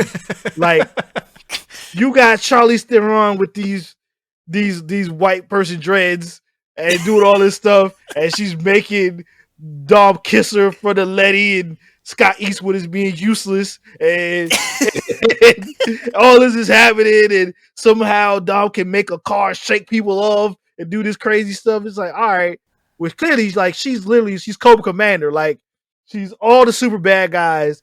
She equals them. Even in this movie, you think, oh man, she about to be blown up. Nah, she was playing a video game. She's just out in a seat, controlling the drone, fighting y'all from a distance. You can't stop her. Oh, John Cena, you think you're bad? She told you in the beginning, it's like, you're not even my competition. 2 hours later, yeah, I'm already out of here. I'm already controlling this. Even your little partner, he's like my peon. Like, I've already got this. I'm going to crush this Dominic Toretto. Like, I was like, yeah, you are. Yeah, let's go. And then she like walks away. It's just like, yo, you know she's going to be back. She's going to get another ginormous dude, Jason Momoa, and they're going to go after Dominic Toretto. It's just like, yay. Yeah, so that's the best part of 8. Love it. To me. It's amazing. Yeah, I love it too. I've watched a lot of 8. People like, I don't know, like after we watched it, he makes the friend of Cuba and everything. I was like, oh yeah, this is cool. Everything with the Shaw mom, like I was like, oh, the mom is ooh. Like I was like, oh, this is fun. It's fun. And sometimes people want this to be, I'm not an MCU fan because I have personal issues with Marvel, but being that I've read comic books my entire life, like I see things in that storytelling style. Yeah. So to me, the Fast and Furious is no different than what like people like about all this other stuff. It just has way less quips, but it's just like it's the same type of story. Like it just happens that like a really tall blonde lady is like the Thanos. And, like our heroes get through it, which they clearly can't stop her. Like if Kurt Russell can't stop you, Kurt Russell. This is Snake Plissken. This man fought the Thing. This man fought Lopan in Little Chinatown in the 80s. Like, he can't stop Charlize Theron. Yo, she bad. She's super tough. That's Come good. On. I like it. Yeah. It's perfect. I appreciate your passion for all things. I don't want to like dwell on negative. Is there anything about F9 that doesn't work for you? Is there anything in this that you're just like, I kind of wish it was something different? Like it's not the way that I would have done it. And if the answer is no, that's fine too. Not the only thing is like I didn't like how they left everything with Mr. Nobody too open. Okay. They gave themselves too many outs. I needed like a post-credit scene where you just like see him walking through some darkness. Like pull a Nick Fury, have him like a hood on, walking through something like just that. It's like he's still out here. He ain't dead. He ain't snitch on nobody. Like the Owen Shaw beating up, not Owen, but Deckard beating up somebody and that was great. But they should have had a scene after that where it's just Kurt Russell just walking through like a forest or something. Something to just say like, oh yeah, because clearly he's super important to everybody because they were like, yo, we trying to live off the grid, but yo, the big homie, we gotta go go try to save him. And like he captured Cypher. Like how? But she got away. Do you think Mr. Nobody is a good guy, or do you have doubts? Do you think he could be a bad guy now? No, I don't think he's a bad. They could pull it. He could be a bad guy. I don't think he's a bad guy because they also said that he knows so many things. He's like, yo, I'm gonna save Han, and then I'm gonna make sure he has like a play daughter, and then like I know Jacob is out there, and I kept him under my wing. But when I meet Dom, I'm not going to tell him because that's going to cause some problems or something. It's almost like he set everything up. He like set things in motion, and eventually they would have to meet, and he would work things out. The only big problem with Mr. Nobody is that we had Scott Eastwood in the movie, and he didn't fit. There's been very little love for Scott Eastwood in the podcast lately. Somebody else recently was just like, he's the worst thing that's been in any of these movies. We're like, all right, okay, yeah, you're not entirely wrong. If you're going to do a fake Brian, you don't do that. You go John Cena. Like, if I'm going to get my replacement, this is like the really cool, badass white guy, then yeah, give me the man that I've seen as the 16-time world champion that also fills in because you have no Rock. Give me, you can't see him, and people can make jokes of like, where is this other guy in the movie that you say that he's supposed to be? Like, give me him. But like, Scott Eastwood, like, who are you, bro? You don't even have good jokes. You're just like annoying the whole time. Like, I'm so glad he was not in this. Is like, you have to help me find Mr. Nobody. Like, nah, bro, you done. Your mission's over. Like, you're just not here. Like, Joe, what did you pick up this time? Anything new that you found, that you saw, that you that surprised you on our 7th time through this movie? Yes. I have a theory that we were kind of just tiptoeing around, as you were kind of like hinting at for Julian, that actually Mr. Nobody is the ultimate big bad, that he's above Cypher and he's the bad guy. And when I was watching it this time, Mia is very, very skeptical of Mr. Nobody when they're going through like Han's garage. She's like, why would Mr. Nobody be doing this? Why would Mr. Nobody be doing that? And I think that they were kind of like leading us to that, and I can't unsee it now. Once I had this thought, like everything that happens in the movies kind of like leads me back to fulfill the theory that I had. So I mean, maybe I'm biased and blinded now, but that's what I'm kind of feeling as I was watching it this time. I could be biased, man, because it's Kurt Russell, so I don't want him to be bad. But everything the case you're making is like, yeah, he did kind of set up the Shaws to like do a lot of stuff. He set up the Shaws. He was working with Jacob. He says that, like, Jacob says, like, hey, why do you think Mr. Nobody came after you, Dom? Because of me. There's just something weird happening, and I want to see how it plays out. But the only thing that makes sense to me right now is that Mr. Nobody, like, why was he trying to take down Cypher? Right? Like, I get that she's a bad guy, but I think that it's going to actually flip, and, like, Cypher is going to be, like, the good guy. Like, oh, I was trying to, like, stop Mr. Nobody from fucking everything up, and, like, Mr. Nobody just looks like the good guy to us right now because the family was on his side. But we don't really know where he lays, because, you know, like, even The Rock's, like, he's outside of the jurisdiction, and, like, Cypher was escaping from him, so, like, I don't know what's up. She could have been working for him too at one time. Didn't they say that she worked on that Cypher? Wasn't she good at one time and she went like bad? Or am I remember that wrong? I don't know if we get that. I think Cypher's we don't know a lot about Cypher, and I think that's what frustrated me. And I've said this before on here about 9 is that like 8 I kind of give a little bit of a pass because I want to know, like, I know that they're still building towards something. But like with 9, we don't know anything more about Cypher in 9 than we did in 8. Like I want to know where she came from. And I think we will, but I'm just sort of getting antsy that we have 2 movies. We don't really know a ton about her backstory. It's true. 5 hours of story. Because you know both of the movies are going to be 2.5 hours true. long minimum. It's also true. There's going to be a whole lot in this. And then we get Jason Momoa in this too. Goodness gracious. You know, there's speaking of characters who are in this, like I don't want to undersell the fact that apparently Cardi B, Lisa, is working for or with Queenie. And I just I really hope in 10, we get a scene between Helen Mirren and Cardi B. Like, that's going to be like a weird pairing that, like, I cannot wait to see. That delights my heart. I also like, because there's the whole thing about having like the woman Fast and Furious focus, like offshoot. Yes. I want that movie. I want Letty, Mia, Han's new daughter, Cardi B, Helen Mirren, Hattie, Giselle when she comes back to life. Yeah. Everybody doing their own, like, Letty out here driving motorcycles, doing flips, knocking people out, making a motorcycle fight. I don't know how, but she does it. Like, because clearly they was doing a lot of that. I was like, I don't want to, like, Letty was almost like, I don't want to, like, live on the farm and, like, not do nothing. It was, and like me, it was like, I'm about to get out here. She was smacking people with pots and pans. They was really fighting. It's like, yeah, Hattie was. There's a lot of dope women. I want that movie. Like, just put as many as possible. You got your tech person. You got Ramsey out here. She got the braids. She can halfway drive. You know what I'm saying? She can build some stuff. We can get out here, make it popping. But I want to see. I want to see that.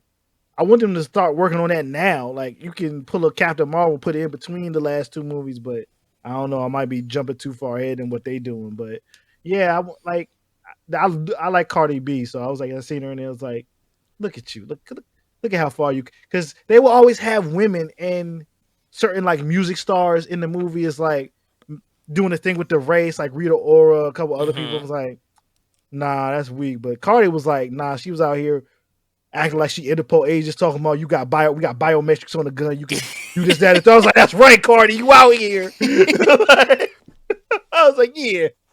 She out here, she can shoot guns in this movie. She's like also those other women that we met in Hobbs and Shaw, like when they go to that castle or whatever, it's like a whole band of women, super spy agent assassins that Shaw knows. Yeah. Like, this is, show me more of this. The only other note that I took this time around, and I don't want to, I try not to make fun of these movies, but there's one scene where it's now known to us that Jacob exists. Yes. And that he is the villain in this movie. And they're going to have to go after him. They're going to have to stop him. And there's this really dramatic scene. I think it's in Mr. Nobody's hideout. And Mia says to Dom, what are you going to do to Jacob? And Dom goes, I'm going to find him. And there's a long pause. And I'm like, and? And then nothing. Just going to find him. It's not like I'm going to find him and kill him. I'm going to find him and stop him. I'm going to find him and get answers. I'm going to find him. Yeah, he looks so hard into the camera too. Like, okay, find him. So like nothing wrong with the delivery. I'm not ragging on Vin on Dom's whatever. Yeah, it's just the editing or the screenplay or something. It's this dramatic moment. I'm going to find him. We always talk about in 5 where Dom's sitting there, he's talking to Brian, he does, I remember everything about my father. I remember this, okay. In this one, in the extended edition, where Dom and Mia are sitting there beforehand, like before Dom meets up with them when they're when they go to the place where they're driving over the bombs, like real early in the movie. Yeah, the Pelagros Minas. Yeah. Mm-hmm. Yes. Yeah. So when he's there, he's talking to Mia and she's like, oh, like something about like little Brian or something. He's like, yeah, it feels weird to be a father. And he said it again in this movie. And now I'm starting to wonder if Vin Diesel just says the word father like this. He might. Yeah, I think that's But when I caught it this time, I was like, come on, man, not again. Like, and I had never caught it before. Also, Leslie, on the Cardi thing, in the original, we're watching the extended editions now. In the original movie, when he pulls up to the house, does he see Cardi there and then see her again on the truck? No, the extended edition is so when they extend it, they add the scene with her out front first. The first time, okay, so we see her there. In the theatrical, the first time we see her is in the truck. Yeah, because when we were in the theater, we were like, "Oh shit, that's Cardi in the truck." But like now, you get this like he walks up and she's like, "Hey Dom, I'm here too," and like you see Cardi first, right? So okay, that makes sense. I gotta watch the extended version. It's good. Again, because I haven't bought it because, again, as I said, I'm waiting to buy them all. there's a lot. We watched it for the 5th time. There were a lot, like there's a lot of new scenes. There's a lot of stuff with there's a really good scene between there's an extended scene with Dom and Jacob at the party, which is great. Like there's a lot here that really kind of changes some, like, not necessarily like huge like beats of the movie, but like what we're looking for when we watch these movies for 10 times in 4 years or whatever, like the way the characters like interact with one another and so on and so forth. Like there's stuff that we really like about what they add here. Like not every movie has a great director's cut, but I feel like the F9 one is pretty good. Any other thoughts about F9 before we play a game and say goodbye? Any other thoughts? Anything you love? Anything you hate? Okay, there's one thing that I find funny. Yeah. And I also feel like messed up. Is that when Han comes back into the secret base and he walks out, and the way Dom walks over, and it's like kind of disbelief, but like my guy is back kind of face, and the way he hugs Han, and the reaction, the acting that John Cena did, looking through the little vent, to show the perfect little brother, like I hate you so much. You took everything away from me. Just, why do you love your friend so much more than me? Like I hate you. I hate you. I hate you, big bro. I hate you so much. Like you see all that in the face, and it just makes me chuckle every time I see it. It's just like hilarious. I love that. I love it. That's cinema. That's cinema. or as Vin Diesel would say, The movies. movies. Like, yeah. What are you hoping to see in 10? Like, aside from all the crazy crossovers that we would obviously love to see, like, in terms of what the movies could actually maybe do, what are you hoping? How do you hope this all wraps up these next 5 hours, as you put it? I want more with Cypher. I need a closure from Mr. Nobody. Okay. And, I want what we always have at the end. I need everybody, like, eating some chicken with some Coronas at a big table. But, like, everybody. I want everybody. Like a 40-seat barbecue table. Yo, I want, they out there sitting in they got tables in the front yard. They got, like, everybody back, everybody eating. They say a grace. Baby Brian is like, he's not 4 now, he's like 7. Because they might do a time jump again.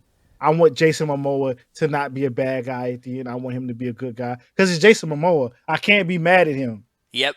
Like, that guy looks so nice and happy. He gives people the best hugs. He does sneak hugs on Superman. How do you do sneak up? I'm gonna hug him to Superman. He does it though. Like I can't have him. He better not die. He better be reformed by the end of the first half. Like that's how bad. But main thing is like we need everything we said about Cypher not knowing anything, Mr. Nobody. And yeah, man, I want them to go out on top before they inevitably reboot it. Do you think that they're cocky enough on the note of Jason Momoa to make him Hobbs' brother without telling The Rock? Like, is he going to be related to Hobbs by any chance, do you think? Oh, he could be. I can see that. Like them, and like that's like a nice little Vin dig at The Rock, right? Like, yo, you don't want to be in this movie, so we got your cut. Like, true, we got somebody. Yeah, the thing of it is, even though it's a dig, that when they do make another movie, they would just when they make another Hobbs and Shaw, it was just like Jason Momoa would be in the movie along with Roman Reigns, his actual real cousin. But like, it was like the last time when The Rock wasn't in the movie, he was like, well, "I'm just gonna get John Cena." And I'm going to do a social media video with me hanging out with John Cena because I know wrestling fans think there's some actual deep hatred between John Cena and The Rock. And just they probably don't think about each other that much. But it's like for Vin Diesel, he's getting you hyped up. It's like, yeah, I got John Cena. So to me, Jason Momoa was like, oh, okay. Like, yeah, you couldn't get so you got the other giant Pacific Islander type of guy who also was in a $1 billion movie.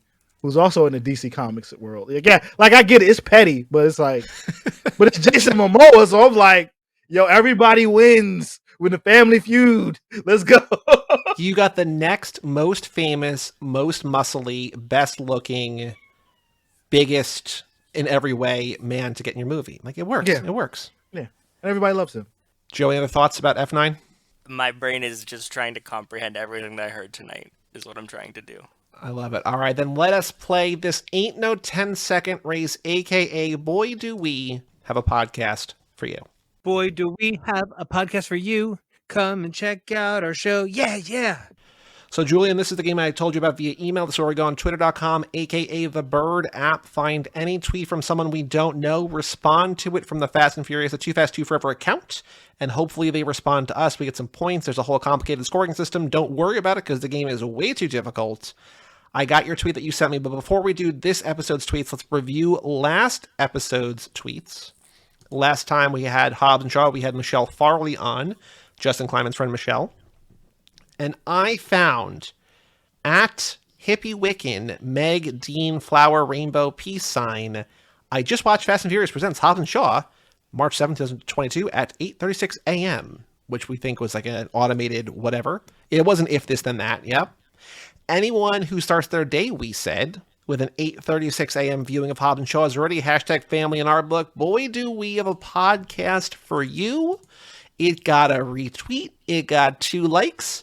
But they were from Wells, and they were from Mike McGann. So our listeners loved this tweet.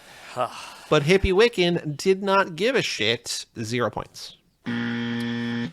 Joe, you found Hamdan Abdulatif at Amir Alafir 88. As a biggest fan, I'm begging Vin and The Rock to work together in the next Fast and Furious movies because when you both are together, it's like the eyes of the world are on you guys.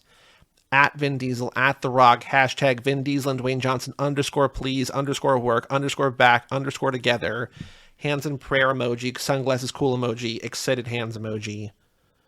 We said we would love for Vin and Dwayne to put their differences aside and work together for the next Fast and Furious movie. We say it all the time. Boy, do we have a podcast for you. Joe, you got nothing. 0. Sucks. Michelle found Owen McGuire at Owen McGuire, who was tweeting at Newcomers Pod. My wife's in the hospital to deliver twins. We've been watching the Fast movies to listen to the pod. I'm seeing through 8. Good luck for us. Hobbs and Shaw and 9 are on the hospital TV. We said, did you by any chance name your babies Brian and Dom? Because if you did, boy, do we have a podcast for you. Nothing. 0. Across the board. Okay. Swing and misses. But Julian, you found a great tweet. Can you please read who it's from and then read what they say, and then we will customize it and respond from our account. Love that they poked fun at themselves the whole movie. LOL. From Gypsy Danger Mel's. Yeah, Gypsy says, love that they poke fun at themselves, hashtag F9. So she gets it. She know. Yeah. So, Julian, we're going to respond to this. We're going to like this, retweet it, and respond to it. How do you want us to customize the tweet? Do you have any thoughts on what you want to say to Taurus Phenom to get her to maybe listen to our show? Oh, no, I suck at this game. Well, so do we. Joe, do you have any thoughts on how we could customize this response? We also love how they poke fun at themselves because it makes it such a fun franchise. Boy, do we have a podcast for you. Yeah, you're real good at that. You like that one? Yes. When people put me on the spot, it's like, I don't know. We can help. No worries. And Julian, if you listen to the next episode and you hear us play the game, we review these tweets and you get 0 points, it's not your fault. I don't understand why this game is so difficult. This game is so difficult. I don't get it. It will always be difficult. We will never understand why. It's so tough. So this is a great tweet. I hope you get points. If you don't, blame Twitter. Blame at Jack. Joe, what'd you find? In response to a tweet from February 2nd that said, let's play Kiss, Kill, or Marry Vin Diesel movies, okay? At official Rudy LJ said, I'm definitely going to show my age here. When people hear Vin Diesel, they usually think of the Fast franchise. Some of my favorites are Pitch Black, Knockaround Guys, and The Last Witch Hunter, which is on Men of Action in the next 15 minutes. What's your favorite Vin Diesel movie? And somebody replies, ACKO, at ACKO with a couple underscores. I'm a big Fast and Furious fan. Anything that has Vin Diesel and Fast and Furious, count me in. Hashtag Men of Action. And I want to say, you should be a man of action and listen to our podcast. Boy, do we have a podcast for you. We love Vin Diesel and Fast and the Furious. How do you like that one? It's perfect. Thank you. That. Oh, also, while we're doing this, I just reminded, so Jason Rainey just responded. So Reaction Rocket. So this kind of goes back to, and I would like to get your thoughts on this, Julian. And if you don't have an answer, although you seem pretty quick on your feet. It's a good question. Yeah. So Reaction Rocket, who follows us on Twitter and listens to the show and, interacts with us a bunch on Twitter, put this idea out about a week ago. He said, if you guys were designing, so this is basically your idea, box set, but a little bit of a twist on it. If you were designing an old school DVD box set, the type where each movie has its own case and they all slide into a larger box, and each movie had one character on the cover, who would you put on the front of each one? Everyone share below. So Jason Rainey just responded, which reminded me, he's like, my off-the-cuff ideas, 1 is Brian, 2 is Roman, 3 is Han, 4 is Dom, 5 Hobbs, 6 Letty, 7 Shaw, 8 Cypher, 9 Jacob, Hobbs and Shaw. My brain says Brixton, my heart says one of those photos where you mash up Hobbs and Shaw's features to see what their baby would look like, which is pretty great.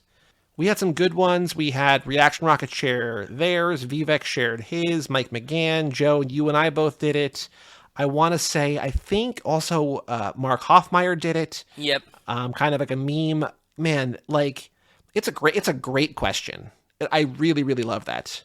It was excellent. Yep. That's why I responded immediately. But I also know exactly where you're going. And Julian, do you have some ideas? So we know what the literal box of your box set looks like, but if you have a different case for each movie, who's on what case?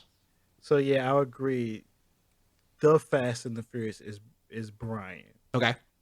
2 definitely is Roman. 3 okay. 3 is it has to be Han. Yep. Okay. 4 I agree. Is Dom. 5 is Hobbs. 6 is Letty. Okay. 7. See, 7's tricky. 7's where I put Brian. Same. But I went back because I did the same thing that Julian did. Like, I had Brian first, but then when I got to 7, I was like, he got to be on 7, right? Yeah. You can't have him twice. 7 is Ramsey. Okay. 8 is Cypher. Okay. And yeah, 9 is the man who cannot be seen. It's Jacob. Of course. And then for Hobbs and Shaw, I guess Shaw. Yeah. Shaw is. See, that's one of those ones where I almost want to do a lenticular cover where it's like 3 of them. It would go between Hobbs, Shaw, and the and, hologram shits? Like, yeah. you turn it? And then it's like, it's all 3. It's Hobbs, Shaw, and then it's also, I am a black Superman. Like, that's really good. I do like that. And that might be a cheat. But that's what I would do. Joe, yours was Dom, Roman, Han, Letty, Mia, Giselle, Brian, Ramsey, Cena. And I laughed at you for saying Cena and not Jacob, just Cena. But yeah, that works. Yes. Yeah. I said Dom, Roman, Han, Mia, Giselle, Letty, Brian, Hobbs, Jacob, which I think 9 has to be Jacob, I think. And then I amended, instead of Hobbs and Shaw having Shaw, I wanted it to be Hattie. But I just do want to bring up Mark. Mark Hoffmeyer said, number 1, the truck driver. Number 2, Carter Verone. Yeah. Number 3, Han. Number 4, the truck driver with the iguana. Number 5, Giselle. Number 6, Ja, which is Joe Chasm's character. Number 7, just Belgian beer. Number 8, Elena. Number 9, Ramsey. And Hobbs and Shaw, Madam X. Madam M, which is Isaac Gonzalez. But, I was like, I tried to do a meme one too, and I got like Noodle Grandma, and I got one other one, and I'm just like, and Denise, who's not even a real Grandma's character. good. Noodle Grandma's really good. But yeah, it's a great. So shout out again, Reaction Rocket. That was a great thought. Man, I don't remember if I think you found Reaction Rocket in a BD WAP feed. Like, that's an all-time. See, but wait, you could also do cars. Yeah. Oh yeah, you could. Because the first one, you would want to pick Dom's 70 Charger, but you really got to pick the green, the black Honda Civics or whatever they was using to steal the. Yeah, and then the second one, that's when you pick the Mitsubishi car for Brian, because he was like, it's mostly just sold on him. And third, you got to pick Han Supra. 4, see, because you watched them way more times. I don't remember all the names, but the Rooster. His green muscle car, the guy who supposedly killed Letty. Oh yeah.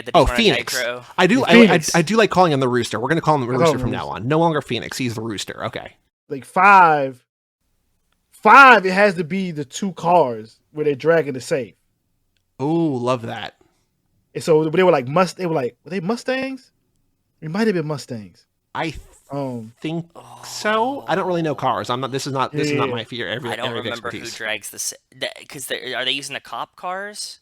yeah. Well, they do, but then they have those cars. But I think they're augmented Mustangs. And then 6, I'm picking the Shaw's like F1 racing car. Oh, I think for 6 you got to go the flip car. I think that flip car is so cool, but maybe it's not important enough. Yeah, to me it's the because it's when he's in the F1 racer car in Europe and they trying to catch him. It's just like it puts it like, oh, this is their little European job, this is their Italian job type of thing. Like and then 7 you pick Decker's Shaw, you pick his car, and then 8 you got to pick that joint they had in Cuba. Okay, Oh, yeah.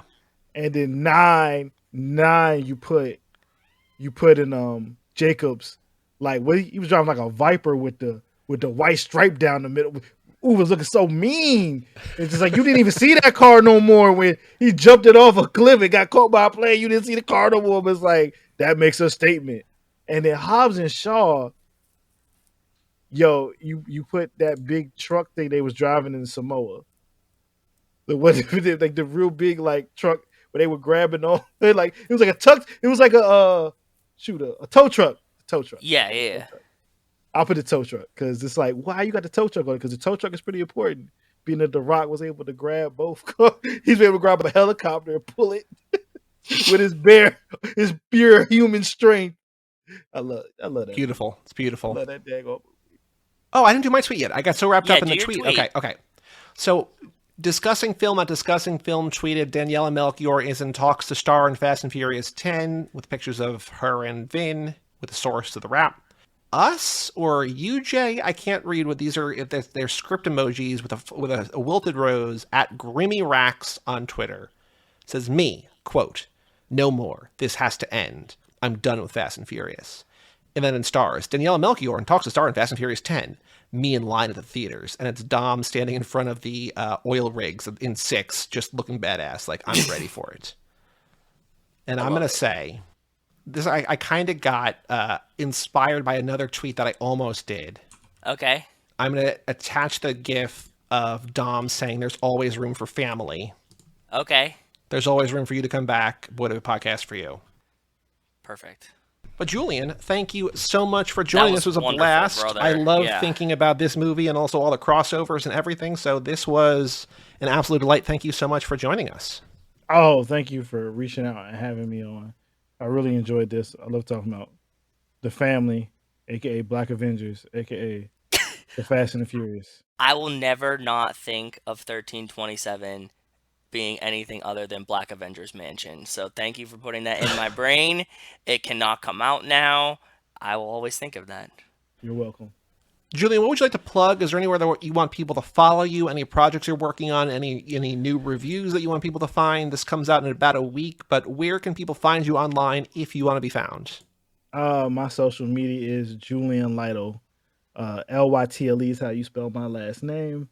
You might see me pop up as July, which is the first 2 letters of my first name and the first 2 letters of my last name as like a short version of my handle.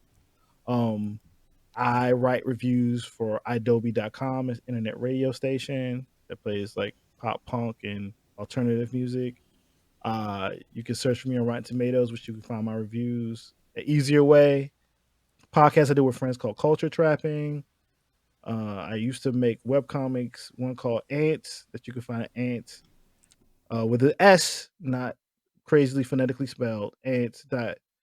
TheJulianLytle.com. I have a webcomic I make with another friend named Sean Causey called Power Girl Mob. It's on Webtoon. I consult on the DC CW show Naomi, so check it out. And that's in the Black Lightning universe. Is that true? It is on its own Earth. Oh. Because the Black Lightning universe was merged in with the Flash and Supergirl and Arrow stuff. So that's all one. I can't keep up with that. I also just found out today about, it's a Marvel thing, but about Earth 212, where like the entire planet is just a city. And I'm like, I don't know, man, comics are crazy. It's one of my jobs is to help the writers keep track of the DC stuff on the way the multiverse works and things like that. So That's hope awesome. people like it and they check it out and they watch it. I used to draw and make a lot more, but right now I'm just watching movies and writing reviews, and that's one of my main focuses. That's awesome. Well, thank you for joining. I think past guest and friend of the show, Nate Milton, I think he has a podcast about Naomi. I think he does like a weekly recap about that. So I got Naomi in the brain somehow in some way, but Naomi's in our orbit. So go check out Naomi. And that's on CW? Yes. Perfect. Very, very cool. Joe, next episode, not a movie, we have our long-awaited tune-up relab recap where we're both going to share our real, no jokes, our real rankings. Yeah, I'm excited. Mine changed today, not in relation to 9, a different movie, but mine changed today. So it's, we're going to have to find out next week. Ooh. Also, next week-ish, we're going to have a bonus episode on the Patreon, only on the Patreon. Mark Hoffmeyer, the aforementioned Mark Hoffmeyer, is going to join us to talk about Four Brothers. I love that movie. I haven't seen it in probably like 12 years. I'm looking always forward to on cable. It's always on cable, and I've always watched at least 30 minutes of that movie. I'm very excited to rewatch it. That's got Marky Mark in it, I believe, right? Who else is in that movie? Yes, Tyrese, Garrett Hedlund, and Andre 3000, and Chiwetel Ejiofor plays a beautiful, over-the-top bad guy. I confused myself because I'm like, I don't remember. Oh, Sofia Vergara. She's also in it. I don't remember which Shaw brother is in it, and there's none. Joe, you just had the idea that because we're talking about brothers this lap, to do Four Brothers. And I'm like, okay, yeah, sure, whatever. We'll just do it at the end of the lap. So yes. I was like, I don't remember Statham in that movie, but maybe he is. No, he's not. It's just Tyrese. It's just the word brothers is in the title. And Tyrese is in it. Yeah. And Tyrese is in it. Yeah. Was that directed by John Singleton or no? Yes. Okay. So got another fast section there too. Yeah, it's a remake of a Western. Very cool. If Tyrese wasn't in both, that movie felt like it could fit right into the same universe. Like you could just see Mark Wahlberg's character just popping up, just like, oh, this is a tough hockey dude from Detroit, and like, well, oh man. I don't mind Tyrese being in both because we know from that throwaway joke in Hobbs and Shaw that apparently Italian Job it takes place in the Fastiverse, which means that Cypher was also in the Italian Job. And if Mark Wahlberg is in the Italian Job, then that means that Four Brothers is also the same character. I don't know, man. But thank you so much, Julian. And for all things Too Fast, Too Forever, you go to cageclub.me, facebook.com/TooFastTooForever, or at TooFastTooForever on Twitter and Instagram. Email us, family@cageclub.me. Check out our Patreon page at TooFastTooForever.com and our store at TooFastTooForever.shop. Come back next week for the tune-up relap recap, closing out lap 10, and our bonus episode on the Patreon of Four Brothers. And then the week after that, we're starting lap 11. We're getting right into it with lap 11. So another time around this planet of the Fastiverse. I'm Joey Lewandowski. I'm Joe too. And that was Julian Lytle, and we'll tell you all about it when we see you